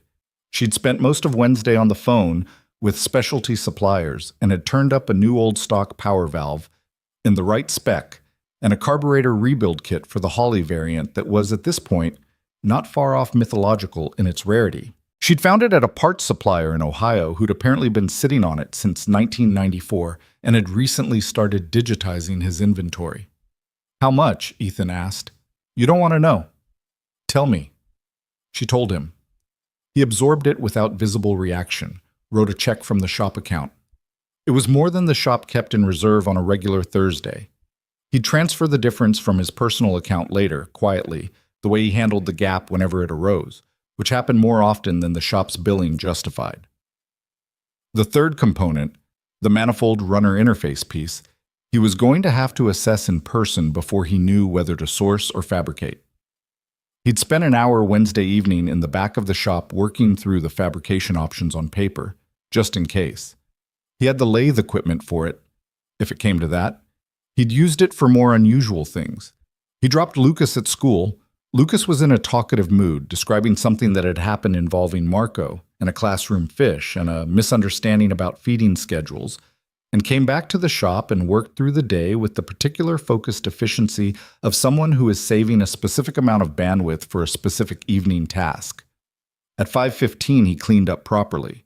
Not just the hands-on-a-rag clean of between jobs, but actually washing up, changing his shirt, doing the things that said he was going somewhere that wasn't the garage bay. Danny watched this without comment from his workbench. Don't say anything, Ethan said. I'm not saying anything, Danny said. I can hear you not saying it. Danny picked up a socket wrench. When are you back? Shouldn't be past midnight. Mrs. Perez has Lucas. Okay. A pause. It's good, Danny said. What you're doing, getting out, doing something that's not just the shop. It's a consulting job. Sure it is. Ethan picked up his tool bag, the personal one, the one he'd built over 15 years to contain the specific instruments he trusted for detailed diagnostic and precision work, the kind of bag that a person who understood what was in it would recognize immediately as belonging to someone who knew exactly what they were doing, and walked out to his truck. He got to Sinclair Automotive at 6:03. Victoria was at the side entrance again. This time she had 2 coffees. She handed him one without asking if he wanted it. It was black, which was correct. You drink it black, he said. Is that a problem? No? They went inside. The storage bay was the same. Controlled, quiet, the 12 vehicles in their positions. The ISO Revolta sat where it had been Tuesday night, exactly as he'd left it, which was correct. She'd said nobody else would touch it, and nobody else had. He set his tool bag on the clean section of floor beside the car, unzipped it, started laying out what he needed in the order he'd work through it. Victoria stood back, coffee in hand, watching. She wasn't hovering, she was present. There was a difference. She was there if he needed something, and otherwise staying out of the way, which was the right instinct. I'm going to talk through what I'm doing, he said. You don't have to listen, but if you want to understand it, I'll explain as I go. I want to understand it, she said. He looked at her briefly. She meant it. Okay, he said, and started. He pulled the carburetor first, carefully, because 60-year-old fuel connections were unforgiving of impatience. Laid it on his work mat, opened it with the deliberate attention of someone reading a very important letter. The internals were, as he'd suspected, a combination of original components and at least 2 previous service interventions, identifiable by the slight variations in fastener condition and the specific replacement parts that had been used, period-correct attempts at restoration that had been made in good faith, but had, in combination with modern fuel, created a secondary imbalance on top of the original design quirk. He explained this to Victoria as he worked. She asked questions. Not nervous questions, not filler questions, but actual questions that followed from what he'd said. The questions of someone engaging with the logic rather than just waiting for the outcome. The ethanol content, she said at one point, that interacts with the vapor pressure at what temperature threshold? He looked up. You've been reading about this. Since Tuesday night? He went back to the carburetor. Above about 65 Fahrenheit ambient, in the thermal range after a cold start, the ethanol fraction raises the vapor pressure in the fuel bowl enough to alter the delivery through the main jet. Combined with the intake runner geometry on this manifold, it creates a zone where fuel atomization is incomplete at partial throttle. He held up a small brass component. This is the power valve. See the condition of this seat? She came closer. looked at where he was pointing. It's been replaced once before, but whoever replaced it used a 4.5 Hg rating. In the original spec for this build, with this manifold, you need a 6.5. The lower rating means it's opening at the wrong vacuum level and dumping excess fuel at exactly the wrong moment in the start cycle. So the previous service made it worse. Made it worse in a very specific and non-obvious way. Yes. She went back to her position. He could hear her thinking, the slight sound of processing that people had when new information was revising an existing framework. The third specialist should have caught that, she said. He would have, if he'd known about the manifold geometry issue first. The power valve condition on its own looks like a minor spec deviation, not a root cause. You need the full picture before the power valve reading makes sense. He set it aside and reached for the manifold. What he found at the runner interface made him still for a moment. Not dramatically, just a pause. A small internal recalibration. Problem? Victoria said. She'd caught it. The interface gasket has hardened, he said, which I expected, but there's deformation at the runner port on the number 4 cylinder that changes what I need to do. He examined it with a flashlight for another 30 seconds. I can work around it, but it means fabricating a modified interface piece rather than using a replacement. You said you could do that. I can. It's going to add time. He thought through it. I can't complete this tonight. I need to come back, probably 2 sessions. Tomorrow evening and the following night. That's Saturday. I know. Is that a problem? No, she said immediately. Whatever you need. He looked at the deformation more carefully, ran his finger along the runner wall, feeling the precise geometry of it. The modification I'm going to make is going to change the runner cross-section by about 4%. That's within tolerance for the performance parameters you need. The car doesn't need to make full power. It needs to start reliably and run smoothly for display purposes. The modification will actually improve the thermal management in that cylinder. Will it affect authenticity? For the exhibition. He considered that. It was a good question, not a car question, a collector question. She was thinking about Gerald Hartwell before he'd even asked who the car belonged to. If done correctly, it'll be undetectable visually and mechanically. The only way to identify the modification is to disassemble the manifold and measure it with a precision bore gauge. He paused. And the modification will extend the engine's reliable operation life under modern conditions by approximately 8 to 12 years. Victoria was quiet for a moment. Then, yes, she said, make the modification. He worked for another 2 hours. Methodically, unhurried, in the particular state of focused calm that precise work induced in him, the state where the thinking and the doing became the same thing. The storage bay was quiet around them. The climate system hummed. Victoria sat on a rolling stool she'd brought in from somewhere and read something on her phone for a while and then stopped reading it and just sat there, occasionally asking a question, occasionally simply watching. At one point, he realized he didn't mind being watched. That was a small thing, but he noted it. Around 9:30, he sat back on his heels and looked at what he'd accomplished. Carburetor disassembled, documented, ready for rebuild with the new old stock components Kira had sourced. Manifold off, runner interface exposed, deformation mapped and measured, power valve removed and tagged for replacement. He knew now exactly what this car needed. He had the map. The remaining work was execution, careful, specific, requiring patience and precision and the specific knowledge he carried. 2 more sessions, probably 6 to 8 hours total. I need to go, he said. It's past 9:30. Lucas, she said, not as a question. He's with the neighbor, but I said midnight and I try to mean it. She stood up from the stool. Tomorrow? Same time? Yeah. He began packing his tools with the careful organization of someone who would need to find everything quickly next session. Keep the bay temperature steady overnight. Don't go below 65. The gasket material I'm working with needs stable conditions. I'll set it myself. He looked at her. She was serious. She'd come in on a Friday evening and set the bay temperature herself. He believed it. Victoria. He said her name the way you did when you were about to say something that wasn't about the car. This car is going to run. She held his gaze for a moment. There was something in her expression, not relief, not quite, because she hadn't let herself believe it fully yet. More like the first moment when relief becomes possible rather than the moment it arrives. "You don't say things you don't mean," she said. It wasn't a question. "Not often." She nodded. "Then I believe you." He closed the tool bag, picked it up, straightened. The Iso Revolta sat between them, silent, stripped down to its true problem now, with the manifold exposed and the carburetor laid out. Not diminished by it. The opposite. There was something about a machine when it was opened honestly, when its difficulty was acknowledged and mapped. It looked more itself somehow, more present. He headed for the door. Behind him, he heard Victoria begin composing a message on her phone, probably to her client, probably something careful and cautious and not quite a promise, but moving in that direction. Outside, the October night was colder than Tuesday had been. His breath showed in the headlights as he loaded his tool bag. He sat in the truck for a moment before starting it. He was aware of something that had shifted quietly in the past few hours. Something he wasn't going to name directly or look at too hard yet.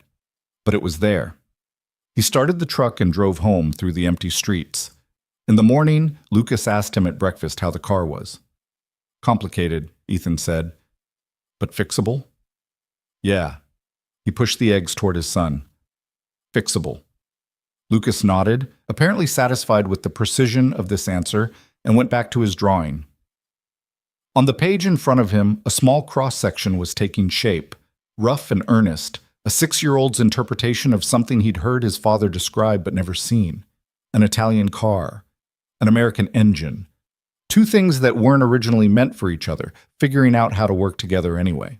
Friday moved the way days moved when something was pending. Slower in the morning, strangely fast in the afternoon, with the particular quality of time that felt like it was being counted down rather than simply passing. Ethan got through the shop day on automatic. Not careless, he was never careless with someone else's vehicle, but running at the competent baseline of a man whose deeper processing was occupied elsewhere. Danny noticed it and didn't comment. Kira noticed it and almost commented 3 times, visibly stopping herself on each occasion, which required more restraint than she usually showed and which Ethan appreciated. The fabrication work had been turning over in his head since the previous night. The manifold runner interface modification was not, technically, the most complicated thing he'd ever built from scratch. He'd fabricated bespoke components for race vehicles under genuine time pressure, in environments where the margin for error was measured in fractions of a millimeter, and the consequences of getting it wrong were not a failed exhibition, but a car going into a wall at speed. By those standards, this was manageable. But those fabrications had been done at Apex, with a full machine shop, with colleagues who could verify his measurements and check his calculations.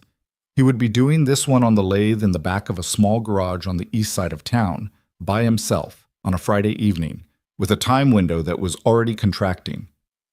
He thought about the deformation in the number 4 runner. He'd measured it 3 times on Thursday evening, and he had the numbers memorized. 0.047 inches of lateral displacement at the port face, tapering to 0.019 at the mid-runner point, with a surface finish condition that was workable but not ideal. He'd designed the modification in his head during the drive home and refined it during the stretch between 2 and 4 in the morning when he'd been lying awake doing the math.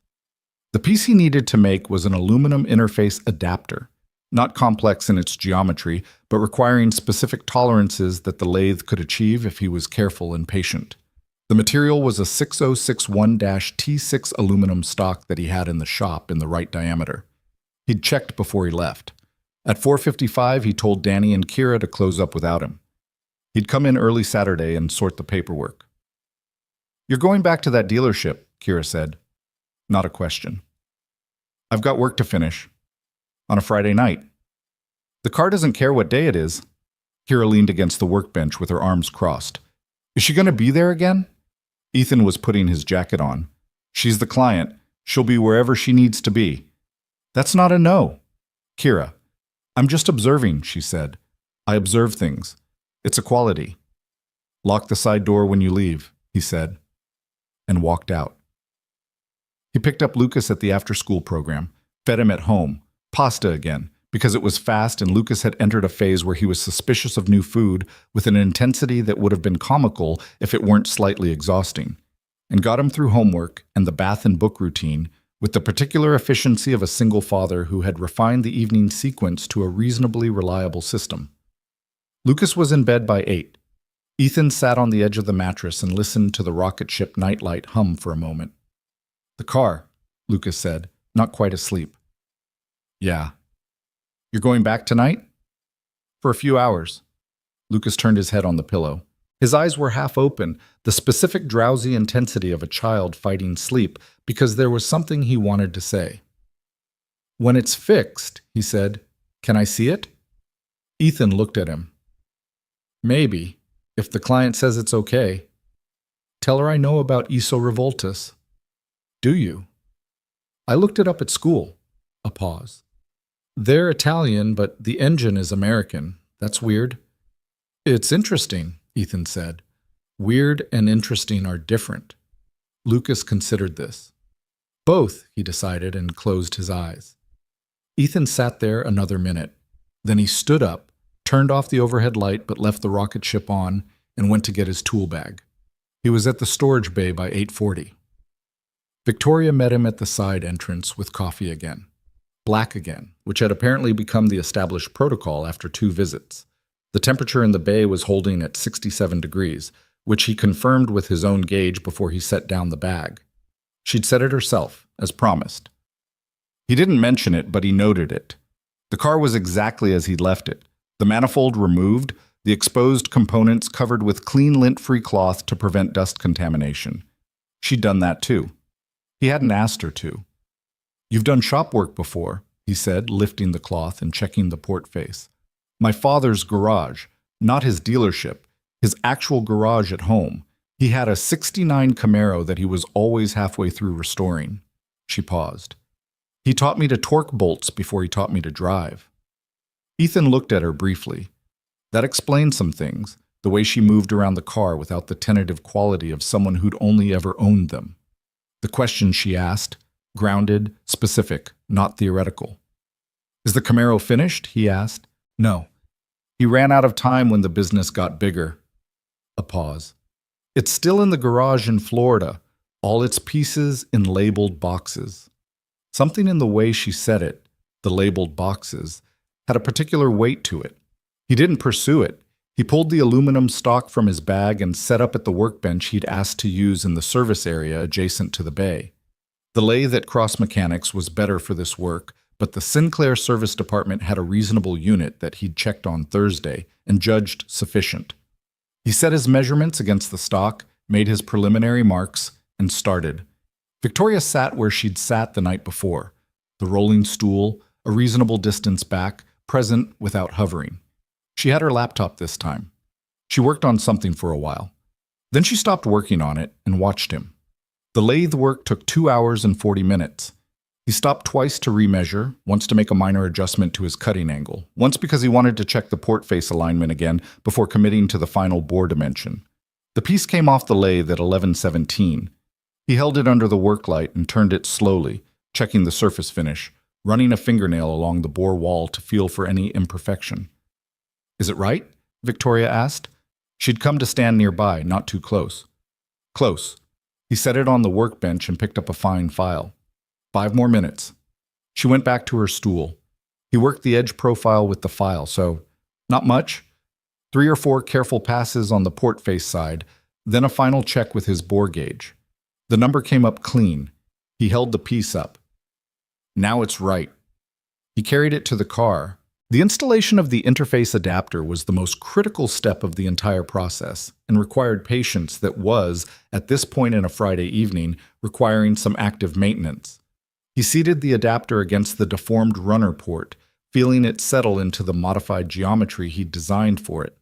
It fit. Not perfectly. There was no such thing as perfect in 60-year-old machinery, but correctly. The fit was correct. The seal surface was correct. The bore alignment was within the tolerance he'd specified. He looked up at the ceiling of the storage bay for a moment, not at anything in particular, just a second of checking his own thinking before he committed to torquing it down. "Everything okay?" Victoria said. "Thinking? About?" whether I want to slightly reduce the port taper on the downstream side. He looked at the adapter again. I don't. It's fine as is. He reached for the torque wrench. How do you know? When something is fine as opposed to better. He was torquing the fasteners in the correct cross-pattern sequence as she asked this, so his answer came between clicks. There's a point where improving something stops being improvement and starts being change for its own sake. You feel it. When it's right, there's nothing to add and nothing you want to take away. A click. When it's not right, you feel that too. It pulls at you. And this doesn't pull. He finished the torque sequence, sat back on his heels for a moment, then stood up and reached for the rebuilt carburetor. The Kira-sourced rebuild kit had been genuine quality. The right spec, the right material, clearly NOS rather than a reproduction. He'd rebuilt the carburetor the previous night at the kitchen table after Lucas was asleep, working under a good light with the patience that the task required, going through each circuit methodically. The accelerator pump diaphragm was new. The main jets were re-stamped to the correct spec for the 6.5 power valve he'd installed.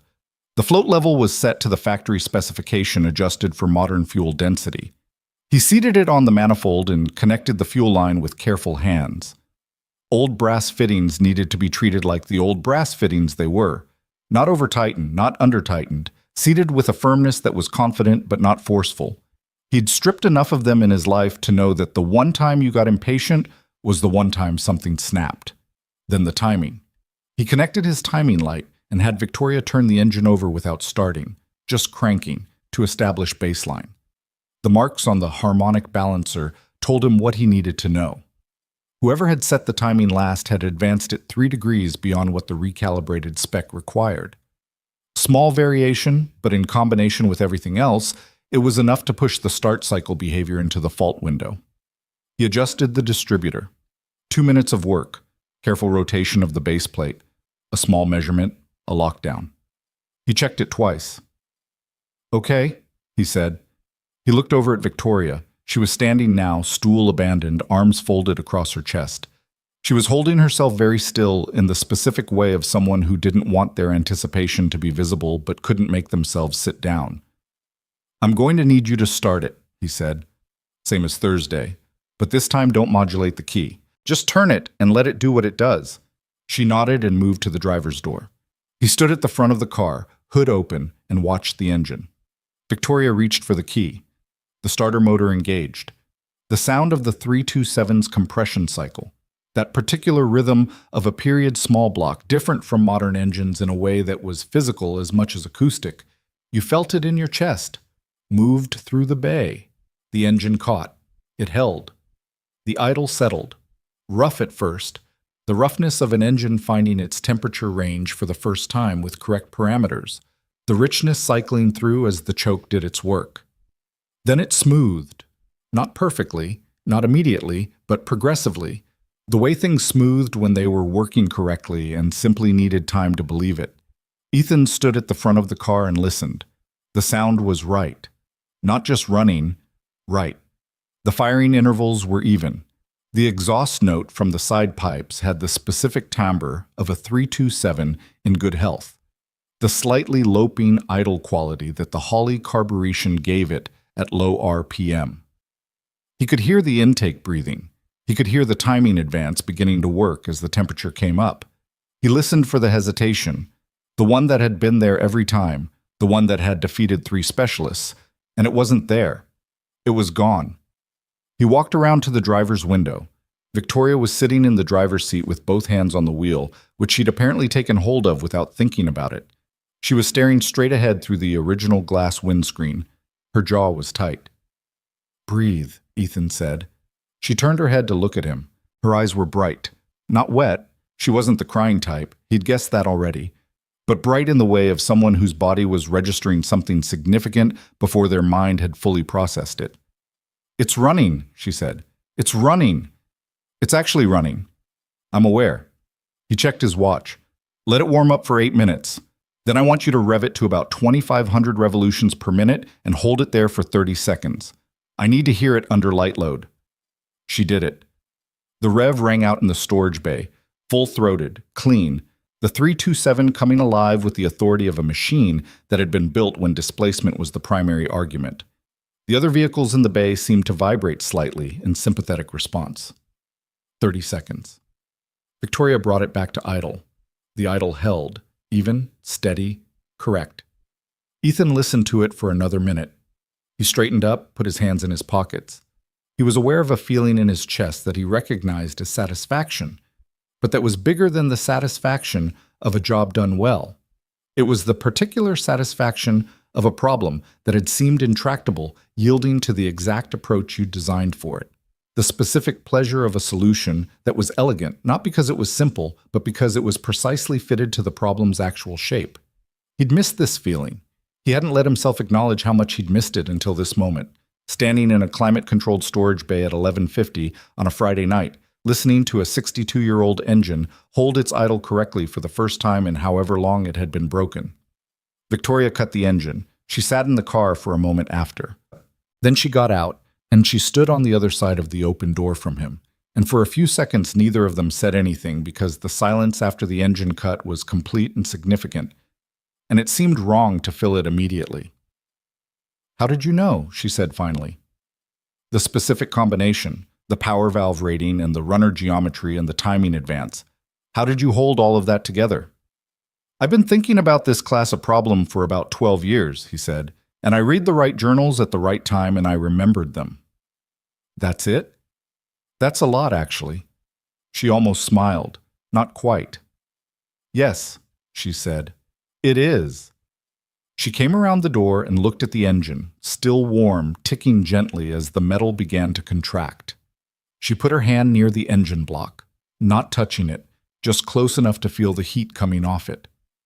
"Gerald Hartwell is going to stand in front of this car on Tuesday evening," she said, "and it's going to run." "It is." "You should be there." He looked at her. "That's not necessary." "I know it's not necessary. I'm saying you should be there anyway." She turned to face him directly. "You solved this. You should see it." "I'll invoice you," he said. "Whatever rate you think is fair, within reason." "Within reason," she repeated, dry. "I'll have Marcus put together a number. It will not be within reason because what you just did is not something that can be reasonably priced." "Don't overpay me," he said. "I didn't do this for the money." "I know. That's why I want to overpay you." He looked at her for a moment. The bay was quiet around them. The climate system hummed. One of the other vehicles, a big block coupe near the far wall, was ticking through its own metal cooling somewhere across the room. "I'll think about Tuesday," he said. She seemed to understand that this was, from him, approximately equivalent to yes. "I need to close this up," he said, moving back to the car. "The hood, the bay. I want to run it one more time tomorrow evening. Short warm-up cycle, just to confirm the behavior is consistent. If it performs the same way, it's done." "Tomorrow, same time?" "I'll aim for 8. She helped him cover the engine. She'd learned the procedure by watching him do it twice, and she did it correctly, the cloth placed without touching the hot surfaces, the coverage complete. He noted, not for the first time, that she was a quick study. He packed his tools.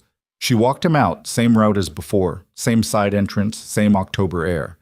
Colder tonight than Thursday had been, the kind of cold that felt like a declaration of intent from the approaching season. "I'll see you tomorrow," she said. "Yeah." He opened the truck. "Ethan." She said it without preamble, and when he turned, she was standing in the cold with her jacket clutched across her front, not quite warmly enough for the temperature. "I want to tell you something, and I want you to hear it as what it is, which is honest, not strategic." He waited. "I looked you up after I found the forum thread. I know what you built before you built Cross Mechanics. I know what Apex Dynamic Systems was and what the acquisition was. I know what you walked away from." She paused. "And I want you to know that I didn't come to that garage because I was looking for that person. I came because I found someone who knew something I needed to know, and what I found when I got there," another pause, briefer, "was better than I expected, in a way that had nothing to do with the car." The silence that followed was about 3 seconds, not uncomfortable. "That's honest," he said. "I said it was." He got in the truck. "Through the window. Tomorrow at 8. "Tomorrow at 8, she confirmed. He drove home. The house was quiet and dark except for the rocket ship nightlight glow coming under Lucas's door. Mrs. Perez had texted at 9:30. All good, sleeping by 8:45, I let myself out. He texted back a thanks and set his tool bag by the door and stood in the kitchen for a moment. He was not going to examine the conversation by the truck. He was going to make a glass of water and go to bed and let the things that needed time have the time they needed. He made the water. He looked at the backyard through the window. Then he went and sat at the kitchen table and opened his laptop and looked at the original forum thread from 6 years ago. The one she'd found, the one with his name at the bottom. He read his own post. It was clear, thorough, accurate, and it was written by someone who had been fully inside a world that he'd since deliberately left. He closed the laptop. Saturday arrived the way November arrived in this part of the country, with intention, the temperature having dropped another 5 degrees overnight, the sky overcast and flat and saying clearly that the ease of early autumn was behind them now.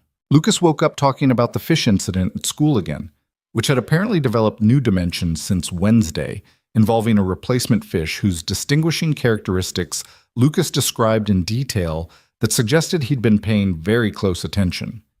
Ethan made eggs. Lucas ate them without negotiation, which was either progress or a sign that something was wrong. It turned out to be progress.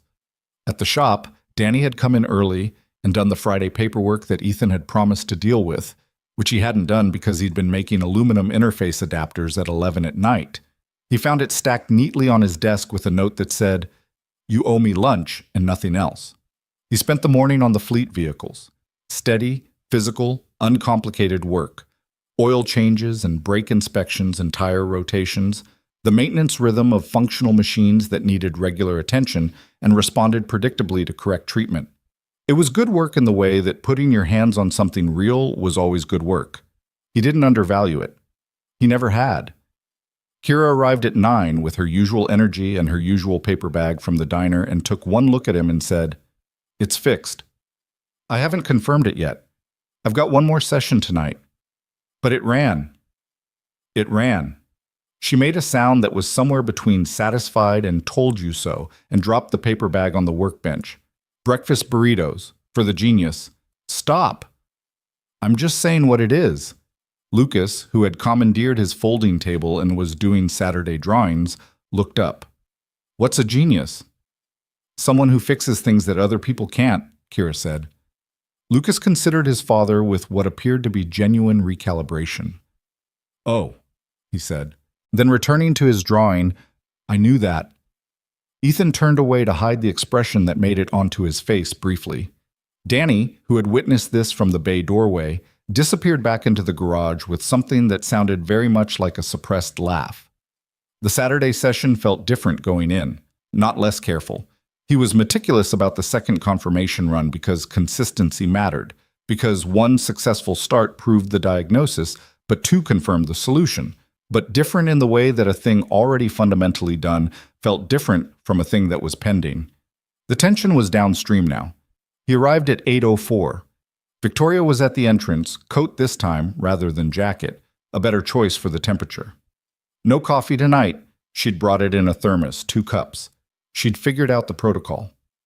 "Marcus put together the invoice proposal," she said, walking him in. "I'd like to talk about it before you leave tonight." "Later," he said. "Car first." "Of course." He ran the warm-up sequence with the same care as the night before. Same 8-minute idle, same rev cycle at 2500. The ISO Revolta performed identically. Identical idle quality, identical response, the hesitation absent in exactly the way it had been absent Friday night. Not luck then. Consistent behavior, which meant correct solution. He stood and listened to it run and felt the same thing he'd felt the night before, the same specific satisfaction, and also something else. The awareness that after tonight this was finished, that the car would go back to being Gerald Hartwell's machine in Victoria's capable care, that this particular reason to be here would be gone.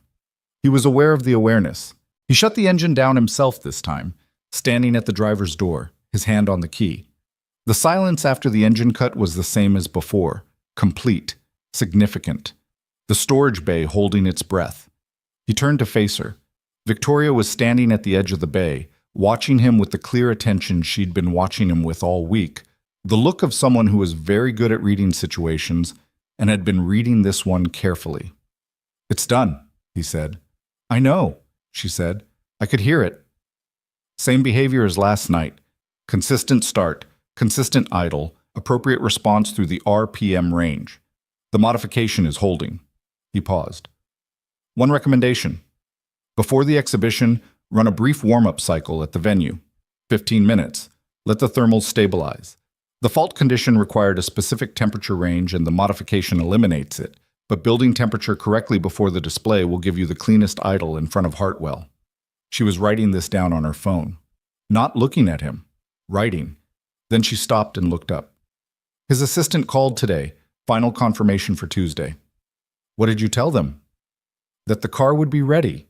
She paused. I said it like I knew it was true. When did you start believing it? She thought about it.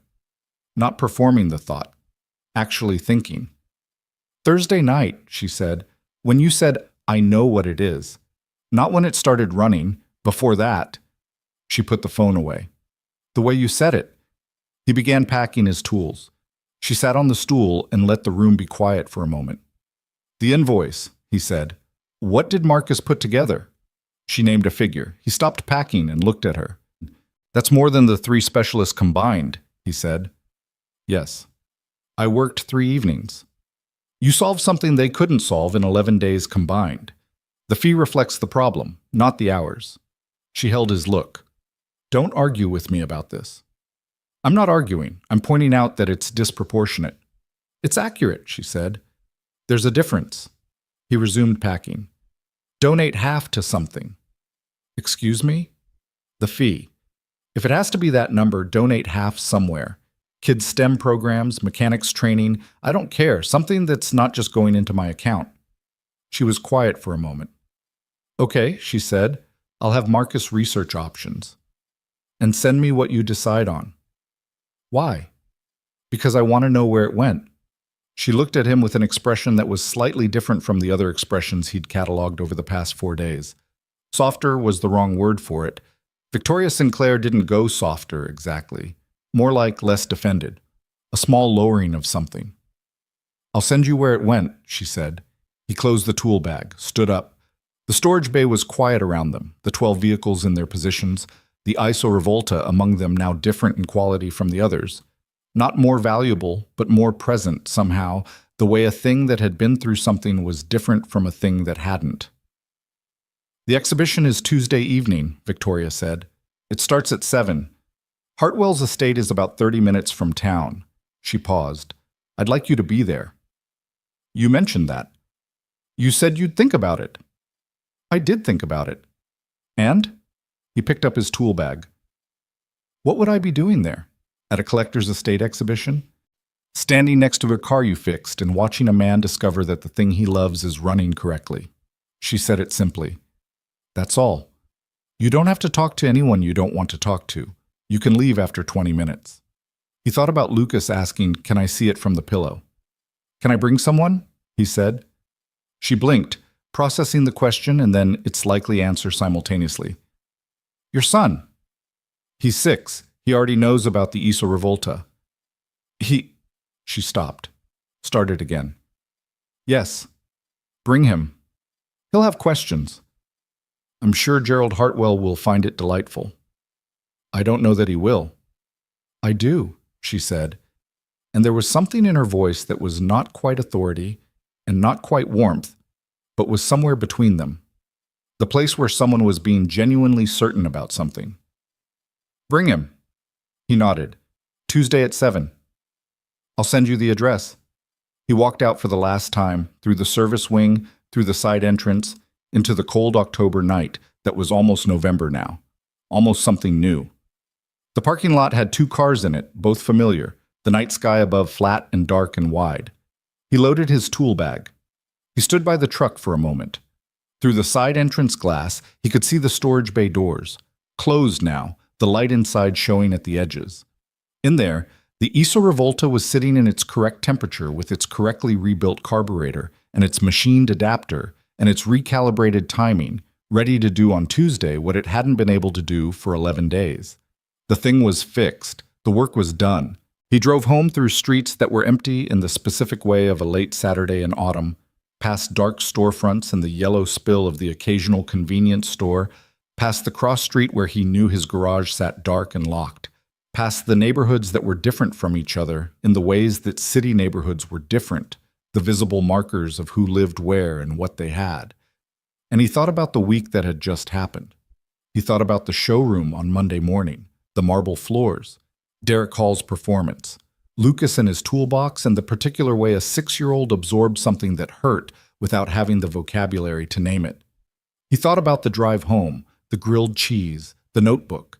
He thought about a woman searching through old forum threads in the middle of the night because she was out of options and not out of fight. He thought about 3 evenings in a storage bay, the specific quality of work that required everything you had, the sound of an engine finding its correct idle after a long silence. He thought about what Kira had said about geniuses. He thought about what Lucas had said about the fish, which had nothing to do with any of this, but which was somehow present anyway, the way the ordinary parts of life were always present alongside the significant ones, not displaced by them, just parallel, running in the adjacent lane, neither one canceling the other out. He got home. He paid Mrs. Perez, who lived downstairs and was 72 and had taken to Lucas with the uncomplicated affection of a grandmother by proximity. She said Lucas had been perfect and that she'd taught him a card game. He thanked her and saw her out. He stood in the kitchen for a moment. Then he went and looked in on Lucas, the rocket ship nightlight, the toy cars on the windowsill, the red toolbox on the pillow. He went back to the kitchen and opened his laptop and looked at nothing in particular for a few minutes and then closed it again and went to bed. He slept without the problem turning over. There was nothing left to turn over. The problem was solved, the work was clean, and whatever came next was not yet here and didn't need to be prepared for at 11:30 on a Saturday night. Sunday morning, Lucas found the lathe marks on Ethan's hands, the faint scoring from the aluminum work, the kind of fine metal residue that took 2 or 3 washes to fully clear. "What did you make?" Lucas asked, holding his father's hand and studying it with the seriousness of a small forensic examiner. "An adapter piece for the manifold runner interface." "On the lathe?" "On the lathe." Lucas nodded, satisfied with the evidence. He turned Ethan's hand over once more, then released it and picked up his pencil. "Can I come on Tuesday?" he asked, casually, as if he hadn't been waiting for the right moment to ask it for 3 days. Ethan looked at his son. "Yeah," he said, "you can come." Lucas's expression didn't change dramatically. He didn't whoop or pump his fist. He just nodded in the same grave way he nodded when things confirmed what he'd already figured out, and went back to his drawing. On the page in front of him, a small Italian car was taking shape in the confident, imprecise lines of a 6-year-old who was drawing something he'd decided to understand. Tuesday came in cold and clear, the kind of November evening that had actual edges to it, the air sharp enough to feel in your lungs, the sky going down in layers of dark blue and amber over the tree line as the sun dropped. Lucas had been ready since 4:30, which was an hour and 15 minutes before they needed to leave, and had spent that time cycling through various states of preparedness that included changing his shirt twice, packing and repacking the red toolbox with a deliberateness that suggested he was taking it seriously as a professional instrument, and asking Ethan 3 separate times what Gerald Hartwell was like. "I've never met him," Ethan said each time. "But what do you think he's like? Old, rich, serious about his cars? Is he nice?" "I don't know, bud." "Will he let me look at the engine?" "If you ask correctly and don't touch anything without permission." Lucas received this instruction with the solemnity of someone being briefed before a mission. He repeated it back. "Ask correctly, no touching without permission." That's it. What's asking correctly? You say, "May I have a closer look?" Not, "Let me see." Lucas nodded gravely. He practiced it under his breath on the way to the truck, quietly enough that Ethan wasn't supposed to hear it, though he did. "May I have a closer look?" "May I have a closer look?" The kid was something else entirely. The Hartwell estate was 31 minutes from their door, which Ethan knew because he'd looked it up Sunday and because he was constitutionally unable to arrive late to something he'd committed to. It sat on the eastern edge of the county, where the city gave way to the kind of property that didn't announce itself from the road. A long private drive between mature trees, a gate that opened when Victoria had apparently pre-registered his truck's plate, and then the gradual reveal of a house that was large without being aggressive about it. Stone and timber, old in the original rather than decorative sense, the kind of building that had been added to over generations and bore the evidence of it comfortably. The grounds in front of the house had been transformed for the evening. Temporary lighting rigs created a warm amber wash over the display area.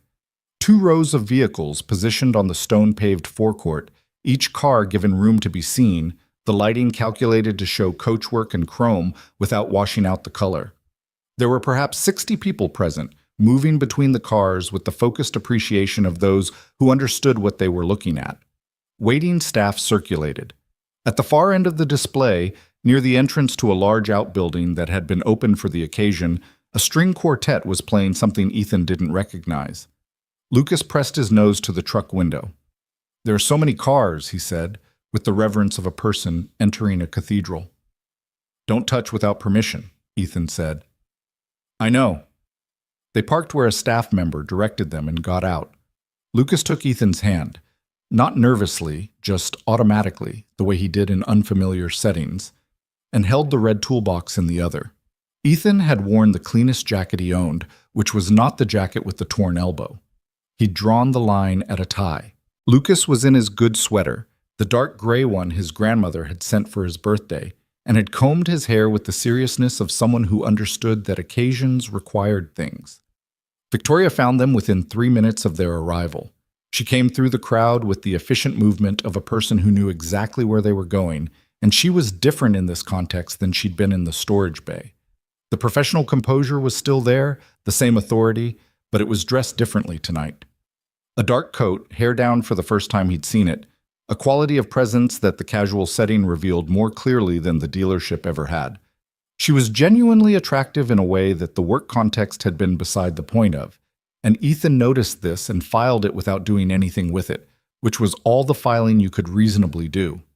She stopped in front of them and looked down at Lucas. "You must be Lucas," she said. Lucas looked up at her with the direct assessment he applied to new people. "You're the one who owns the car place," he said. "One of them, yes." "My dad fixed your car." "He did," she said. "I'm very glad he did." She held out her hand. "Victoria." Lucas shook it with both seriousness and the slight formal stiffness of a 6-year-old who'd been told handshakes mattered.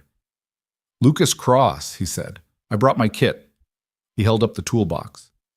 Something in Victoria's face shifted, not quite the softening he'd seen before, something more spontaneous than that, a genuine response to something she hadn't anticipated.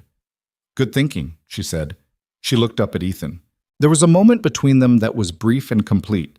No words necessary, no words particularly possible either, in a crowd of 60 people with a 6-year-old between them. "He's here," she said. "Hartwell.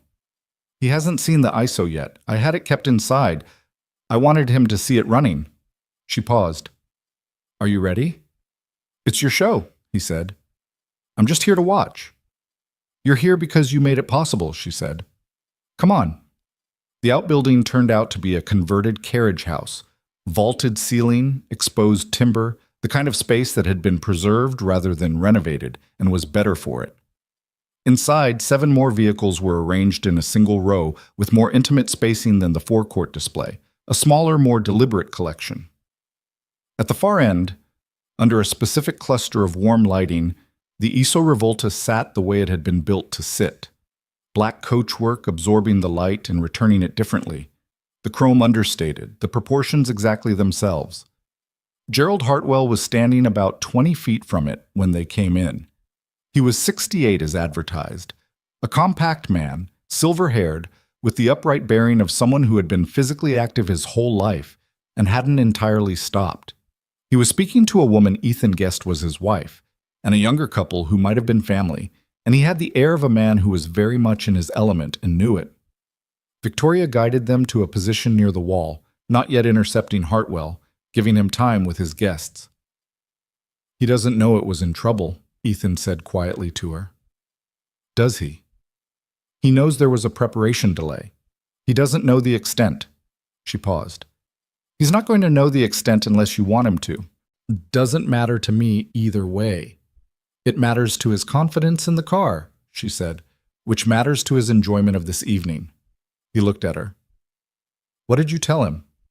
That my specialist team encountered a complex diagnostic challenge that required bringing in additional expertise. A pause. Which is precisely true. Technically true, he said. All the important parts are true. She wasn't apologizing for it. She was simply stating it as the version that served the situation without being dishonest. He found he couldn't argue with the logic. Lucas had been standing beside Ethan in contained patience, looking at the Iso Revolta from across the room with the focused intensity he brought to things that mattered to him. Is that it? He said. That's it. It's black. It is. The coachwork is Bertone, Lucas said. Ethan turned and looked at his son. I read about it, Lucas said, without self-consciousness. On Sunday, after you said I could come. What else did you read? The engine is a Chevrolet 327. It was made in 1963. There were 47 made and maybe 12 left. He paused. You fixed the intake manifold and the carburetor and the timing. Roughly. That's what I read, Lucas said, and went back to looking at the car. Victoria had been listening to this. The expression on her face was the one from the storage bay. The less defended one, the one she didn't always intend. Ethan didn't acknowledge it. He was watching Hartwell, who had finished with his family group and was moving toward the Iso Revolta with a quality of attention that was unmistakably different from how he moved through the rest of the room. Less social, more private. Hartwell stopped in front of it and just looked at it for a long moment. Then he crouched. This man of 68 crouched down in his good trousers to look at the lower valence geometry, and straightened up again and walked to the driver's side and looked through the glass at the interior. Victoria moved toward him. Ethan stayed where he was. He watched her approach Hartwell, watched them exchange words he couldn't hear from this distance, watched Hartwell nod, then look back at the car, then say something to Victoria that made her turn and look across the room. She was looking at Ethan. Hartwell was looking at Ethan. Ethan looked back. He was not particularly a man who was moved by the recognition of powerful people. He'd had enough of that before to have made a considered peace with its irrelevance. But something in Hartwell's look was different from the usual recognition of someone who knew his professional biography. It was the look of a man whose object of love had been brought back from somewhere it might not have returned from, and who understood, looking across a room at a stranger, approximately what that had cost. Hartwell walked toward him. He was shorter than Ethan had expected and had a handshake that meant business. Gerald Hartwell, he said. His voice was the voice of a man who did not feel the need to announce himself as significant. Ethan Cross. Victoria tells me you solved a problem that had 3 other people beaten. He said it plainly. Not flattering, not dismissive, just registering the fact. I knew what to look for, Ethan said. They didn't. How did you know? I read the right journals when I was younger and I remembered them. Hartwell studied him for a moment. She also tells me that you prefer not to make much of what you know. I prefer to do the work and not make speeches about it, Ethan said. Same result. Something in Hartwell's expression, a slight loosening, an adjustment. The reaction of someone who'd spent 68 years in the company of people who made speeches and found the alternative refreshing. He looked down at Lucas, who was standing at Ethan's side holding his toolbox, returning the assessment with complete equanimity. And who are you? Hartwell said. Lucas Cross, Lucas said. May I have a closer look at the car? Hartwell blinked. Then he looked at Ethan, who made no expression. Then he looked back at Lucas. You may, he said. They walked to the car together, the 68-year-old industrialist and the 6-year-old with the toy toolbox. And Lucas stood at the driver's side window and looked in with both hands framing his face against the glass, and then looked at the front grille, and then said, with the confidence of someone who'd done his research, the coachwork is Bertone. It is, Hartwell said, and his voice had a quality in it now that hadn't been there 30 seconds ago. And the engine is a 327. Numbers matching. My dad fixed the intake manifold runner interface, Lucas said. And the carburetor, and the timing. He made a part on the lathe. Hartwell looked at Ethan across the roof of the car. Ethan shrugged minimally. Would you like to hear it run? Hartwell said to Lucas. Lucas turned from the car and looked at his father, reading the answer on Ethan's face, and then turned back to Hartwell. Yes, please, he said. Hartwell handed his key to Victoria. Victoria looked at Ethan. Ethan gave her the single nod of a man who knew his work. She sat in the driver's seat. The engine turned over, caught, held, the same solid idle, the same even breathing of the 327 in its correct parameters, the same absence of the hesitation that had been there every time for 11 days and was gone now, cleanly and correctly gone. The sound of it in the carriage house was different from the storage bay. More space, different acoustics, the engine note fuller, the exhaust tone rounder where it had room to expand. Several of the guests nearby had turned to listen. The string quartet, outside, had stopped between pieces, and the engine was the only sound for a few seconds. Lucas stood with his hands at his sides and listened with his whole body, the way he did when he was receiving something at a level below language. Hartwell stood beside him and did the same thing. Ethan stood a few feet back and watched them both. He thought about the manifold runner interface in his lathe, the aluminum turning, the measurement he'd checked 3 times. He thought about the forum thread from 6 years ago and the winter afternoon in the university library when he'd pulled that journal from the archive shelf because he was following a citation and because something about the problem it described was interesting. He thought about Sarah's automotive history article that had dragged him into that particular corner of research, her handwriting in the margin of his notes that he'd found in a box last year and carefully refolded and put back. The engine ran. The things you carry stay with you. The things you learn do not leave, even when you step away from everything else. The morning a person spent reading in a library, or the afternoon they spent pulling a car apart to understand why it did what it did. Those things compound quietly, without announcement, and they are waiting inside you when someone needs exactly that and nothing else. Victoria cut the engine at Hartwell's small nod. The silence that followed had the particular quality of something completed. Hartwell crouched again, this time at the front quarter panel, running a thumb lightly along the lower edge of the coachwork where the original paint showed its depth. He stood up and looked at Ethan directly. "What do I owe you?" he said. It wasn't quite a question. "Victoria handled the invoice," Ethan said. "I'm going to add to it." "You don't have to." "I'm aware." Hartwell looked at the car, then back. There are things you do because you have to, and things you do because something has actual value, and you want to acknowledge it correctly. That's all. He paused. "I also want to know if you'd be willing to have a conversation sometime about a few other vehicles in my collection that have histories, complications, things that I've been told are beyond current expertise." He said the last part with a dryness that suggested he'd been told this by experts before and had formed some opinions about it. Ethan looked at the car for a moment. "Send me a list of what you're dealing with," he said. "I'll tell you honestly what I can and can't help with." "That's all I'd ask," Hartwell said. He shook Ethan's hand again, put a brief, warm hand on Lucas's head in the way that older men sometimes did, and that Lucas accepted with the tolerance of a child who understood it was affectionate even if undignified, and moved back into the gathering, greeting other guests, returning to his role as host.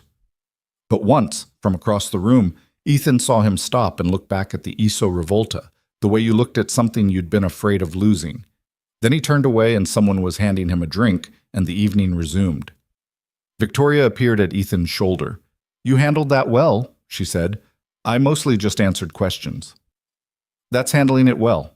Lucas had drifted, with permission, to look more closely at one of the other vehicles in the row, a British racing car from the early 1970s, bright red, with exposed mechanical components that were apparently irresistible. A member of Hartwell's staff was watching him with what appeared to be genuine amusement as Lucas crouched by the front suspension and studied it with intense concentration. "He's not going to touch it," Ethan said, watching. "I know," Victoria said. "I told the staff." He looked at her. When did you tell them? When we arrived. I said a 6-year-old would be here who knew more than he looked like he knew, and to give him room and not to worry about him touching things because he wouldn't. You don't know that he wouldn't. I know he told you he wouldn't. She paused. That seems sufficient. He looked at his son, crouched by the British racing car, lifting his toy wrench toward the suspension geometry in what appeared to be a measuring gesture, and then lowering it again without touching. He's a strange kid, Ethan said, without any negative weight on it. He's extraordinary, Victoria said quietly, and meant it in a way that didn't embarrass either of them, because she said it like a fact rather than a compliment. They stood there for a moment in the comfortable silence of the carriage house, the guests moving around the vehicles, the amber light, the occasional sound of the quartet starting up again outside. The Iso Revolta sat at the end of the row, black and present, running correctly in its stationary way, exhaling nothing because the engine was off, but exuding, somehow, the quality of something that knew what it had been through. Derek Hall's formal review concluded yesterday, Victoria said. He didn't ask. She was telling him because she'd said she would. He's been let go. Effective end of month, with severance per the contract. You don't need to keep me updated on that. I said I would. She paused. He filed a counter grievance. HR says it has no basis. We'll see. How do you feel about it? She considered the question honestly, which was her default mode. Mixed, she said. He was genuinely good at parts of his job. The contempt part, she stopped. You don't fix that with a written warning. I've tried both. The writing's on the wall with the second. Another pause. But mixed. I don't enjoy it. You don't have to enjoy it. You just have to do it correctly. She looked at him. Is that how you think about hard calls? Mostly, he said. Sarah used to say I was too pragmatic about things that deserved more feeling. He'd said it before he'd consciously decided to, and he registered the slight surprise of that. Not discomfort, exactly, but the particular vulnerability of mentioning her in a context where he didn't have to, where no one had asked. Victoria didn't rush to fill the space. She let it be. She sounds like she was good at pushing back on you, she said finally, carefully. She was the best at it, he said. She was better at most things. Not engines. Actually, she was getting pretty good at engines toward the end. She was writing the piece and she kept dragging me into it, and by the time the article was done, she understood more than she thought she would. He paused. She was annoyed about that. She thought it meant she'd have to pretend not to know things at parties. Victoria made a sound that was small and genuine. Not quite a laugh, but in that category. How long has it been? She asked. 4 years in December. She was quiet for a moment. Lucas was 2. 22 months. He doesn't seem... She stopped, choosing words. He doesn't have the quality of a kid who's missing something. He seems whole. Ethan looked at his son, who had moved on to a third vehicle and was having what appeared to be a serious conversation with Hartwell's staff member about the wheel arch design. He's got gaps, he said. Things come up. He'll ask about her sometimes, out of nowhere, and I don't always know what to say. He paused. But yeah, he's whole. He was too young to carry grief the way older people do. He just incorporated it and kept moving. Kids are better at some things than we give them credit for. And you? She said. He looked at the Iso Revolta. I'm working on it, he said. Not deflecting, just accurate. A real answer. She nodded. She accepted it as what it was. I have a question, she said, after a moment. Ask it.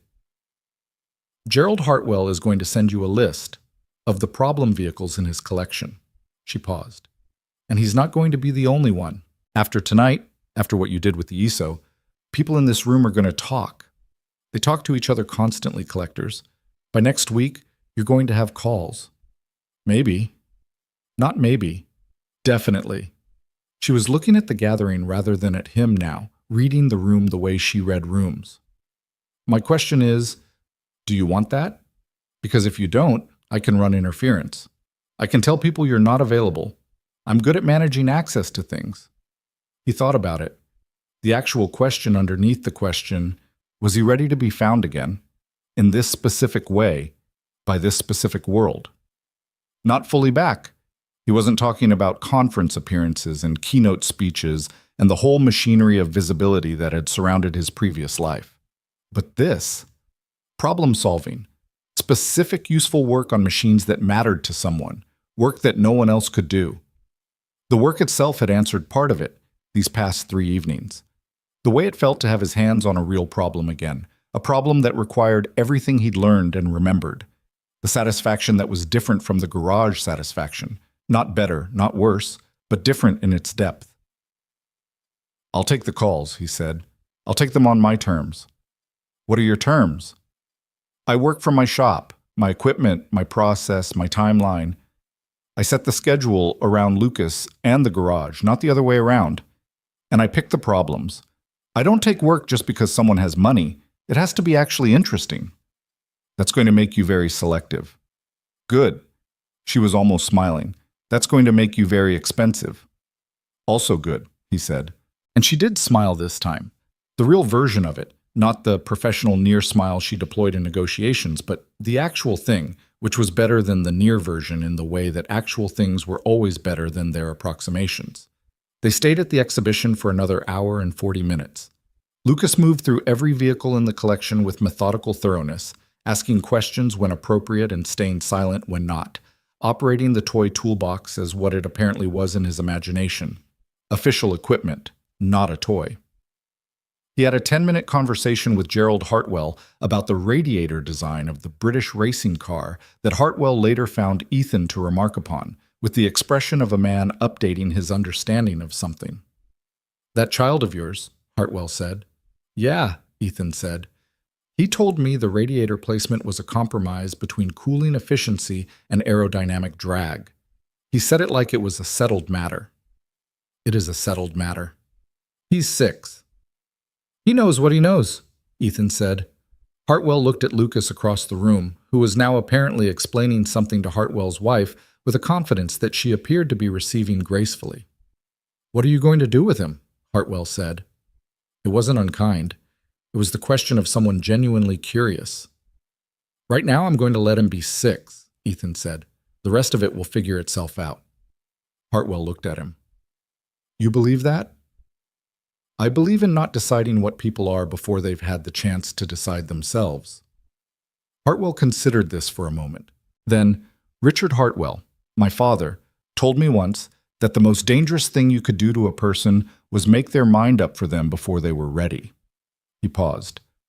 "I've spent 60 years trying to get that right." "How's it going?" A short, real laugh. "Inconsistently," Hartwell said. Ethan left at 9:15, not because he was ready to go exactly, but because Lucas had begun the particular gradual deflation of a small person who had spent their full battery and was approaching the boundary of a second wind and actual collapse. And Ethan could read the signs. The toy toolbox was hanging lower. The questions were coming slower. Victoria walked them out through the main entrance, down the stone steps to the drive, where the cars were parked in rows along the grass. Lucas said very seriously, "Thank you for letting me come." "Thank you for coming," Victoria said. "You made the evening better." Lucas appeared to receive this and find it satisfactory.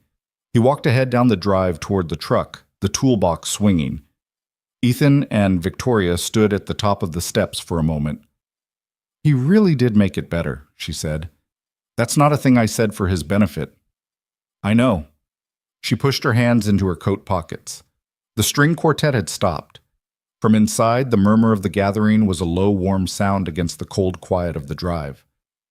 The lights in the carriage house showed the cars in their amber glow, the Iso Revolta visible through the open door at the far end.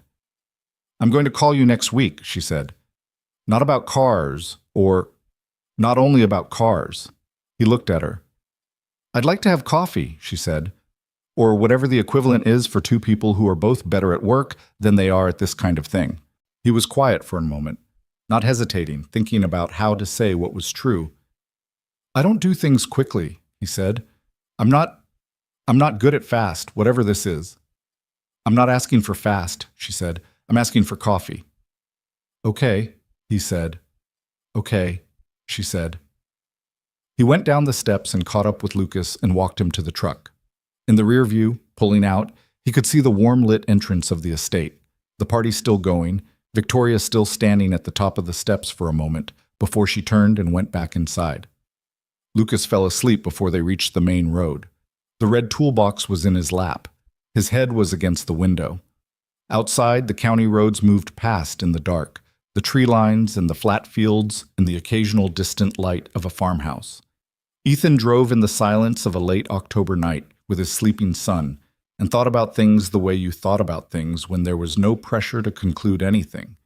He thought about what the week had been. The showroom on Monday morning, the marble, the contempt, the decision he'd made in 30 seconds while his son watched him. The call he'd almost not answered. 3 evenings in a storage bay. A problem that was interesting and then solved. A machine that ran correctly again after too long running wrong. He thought about what Kira would say when he told her about Hartwell's offer. She would say, "I knew it in the specific way she said things she'd known." She'd be right, and she'd enjoy being right, and that was fine. He thought about Danny, who had done the Friday paperwork without being asked, and left a note that said, "You owe me lunch," because Danny understood that Ethan needed things handled without ceremony, and handled them accordingly. There was a form of love in that, in the people who understood what you needed and provided it without making you ask. He'd been luckier than he sometimes let himself count. He thought about the forum thread from 6 years ago, and the library afternoon, and the journal that had never been digitized. He thought about how information moved through a life. The things you absorbed not because you knew they'd be needed, but because they were true and interesting, and the true and interesting things had a way of mattering eventually, in ways you couldn't plan. He thought about Sarah, the way he thought about her more easily now than he used to. Not without ache, but without the specific weight that had made the first years feel like carrying something that might not get lighter. It had gotten lighter, not because she mattered less, because you learned to carry things differently. He thought about a 68-year-old man crouching in good trousers to look at a lower valance, and a 6-year-old crouching to look at the same thing, and the specific human continuity in that. The way love for a thing passed between generations, not through instruction, but through example, through presence, through the simple act of caring about something carefully in front of someone who was watching. Lucas stirred, didn't wake, pulled the toolbox slightly closer. Ethan had come into this week looking like a mechanic in worn clothes with a kid who carried a toy toolbox, and nobody in a marble showroom had seen anything worth seeing. That was fine. That had always been fine. The thing about being misread was that it only had the power you gave it. Hall's contempt had tried to diminish them and had failed completely because you could not diminish a person by failing to correctly see them. You could only reveal the failure of your own vision. What you were was what you were. In a storage bay at midnight, in a school pickup line, in the small, ordinary, significant moments of a life that didn't look like anything from the outside and was everything from the inside. He turned onto the east side streets past the garage, dark, locked, the sign unlit, the bays closed for the night, his shop, his name on it. The place where he'd chosen to be instead of the places he could have been. He wasn't finished choosing that. He was still choosing it every day, and that was not resignation or retreat. It was the active, considered daily act of a person who knew what mattered and kept orienting toward it. The work that was coming, Hartwell's list, the calls that Victoria had predicted, the return in whatever form it took to the problems that only he could solve, none of that would change the orientation. It would add to it. He could have the garage and the work that only he could do. He could have the ordinary evenings and the extraordinary problems. He could be the father in the worn jacket and the engineer with 4 patents, and neither one of those things canceled out the other. They never had. He just needed 4 years to stop feeling like choosing one meant losing the other. He pulled into the driveway, killed the engine, sat in the quiet for a moment. Lucas opened one eye. Home? Home. Lucas closed the eye. The car sounded good, he said, already most of the way back to sleep. It did, Ethan said. That's because you fixed it right. Ethan looked at his son for a long moment. The messed hair, the toy toolbox. The absolute unconscious certainty of a kid who believed in his father with a completeness that was humbling and enormous and the most important thing in Ethan's life. "Come on," he said softly. "Let's go in." He carried Lucas inside. The house was warm and dark, the rocket ship nightlight already on. Mrs. Perez had been in and out in under an hour and had apparently turned it on in anticipation. Lucas barely stirred through the transfer from truck to bed, the shoes coming off, the blanket pulled up. The red toolbox went on the pillow. Ethan stood in the doorway for a moment. Outside, November was doing its work. The cold coming in properly now, the season turning over into something harder and more honest. The yard still had the rusted bicycle frame in it. The fence still needed painting. The grass was finally dormant, which at least meant it had stopped needing to be cut. There was a lot of ordinary life ahead. There always was. School pickups and fleet invoices and parts orders and the Tuesday rhythms of a small garage that did good work. All of that was unchanged and all of that was fine. But ahead of it too, now. Hartwell's list, Victoria's coffee. The first phone call from someone who'd heard that a problem everyone said was impossible had been solved in 3 evenings by a mechanic on the east side of town. The long incremental process of letting the world back in. Not all of it, not on its terms, but enough of it. The right parts of it. He was not the man who disappeared 4 years ago. That man had been someone who ran because standing still was unbearable. He was someone different now. Someone who had chosen stillness, tended it, built a life inside it, and was only now starting to understand that the stillness had never been the destination. It had been the repair. And repair, when it was done right, wasn't the end of the machine. It was the machine finding its correct running state again. Ready to do what it was built to do. Ready. He turned off the kitchen light and went to bed in the house that had been Sarah's, and then Grief's, and then his, and Lucas's. In the town he'd chosen to be ordinary in, with the October cold pressing at the windows and the rocket ship nightlight keeping its post down the hall, and for the first time in 4 years he fell asleep quickly and without weight and did not dream of anything that hurt. The morning would come. It always did. And there was work in it worth doing, and people in it worth knowing, and a 6-year-old who would wake up and ask questions that deserved real answers, and carry a toy toolbox to breakfast and draw engines with the confidence and precision of someone who was only at the beginning of understanding how much there was to understand.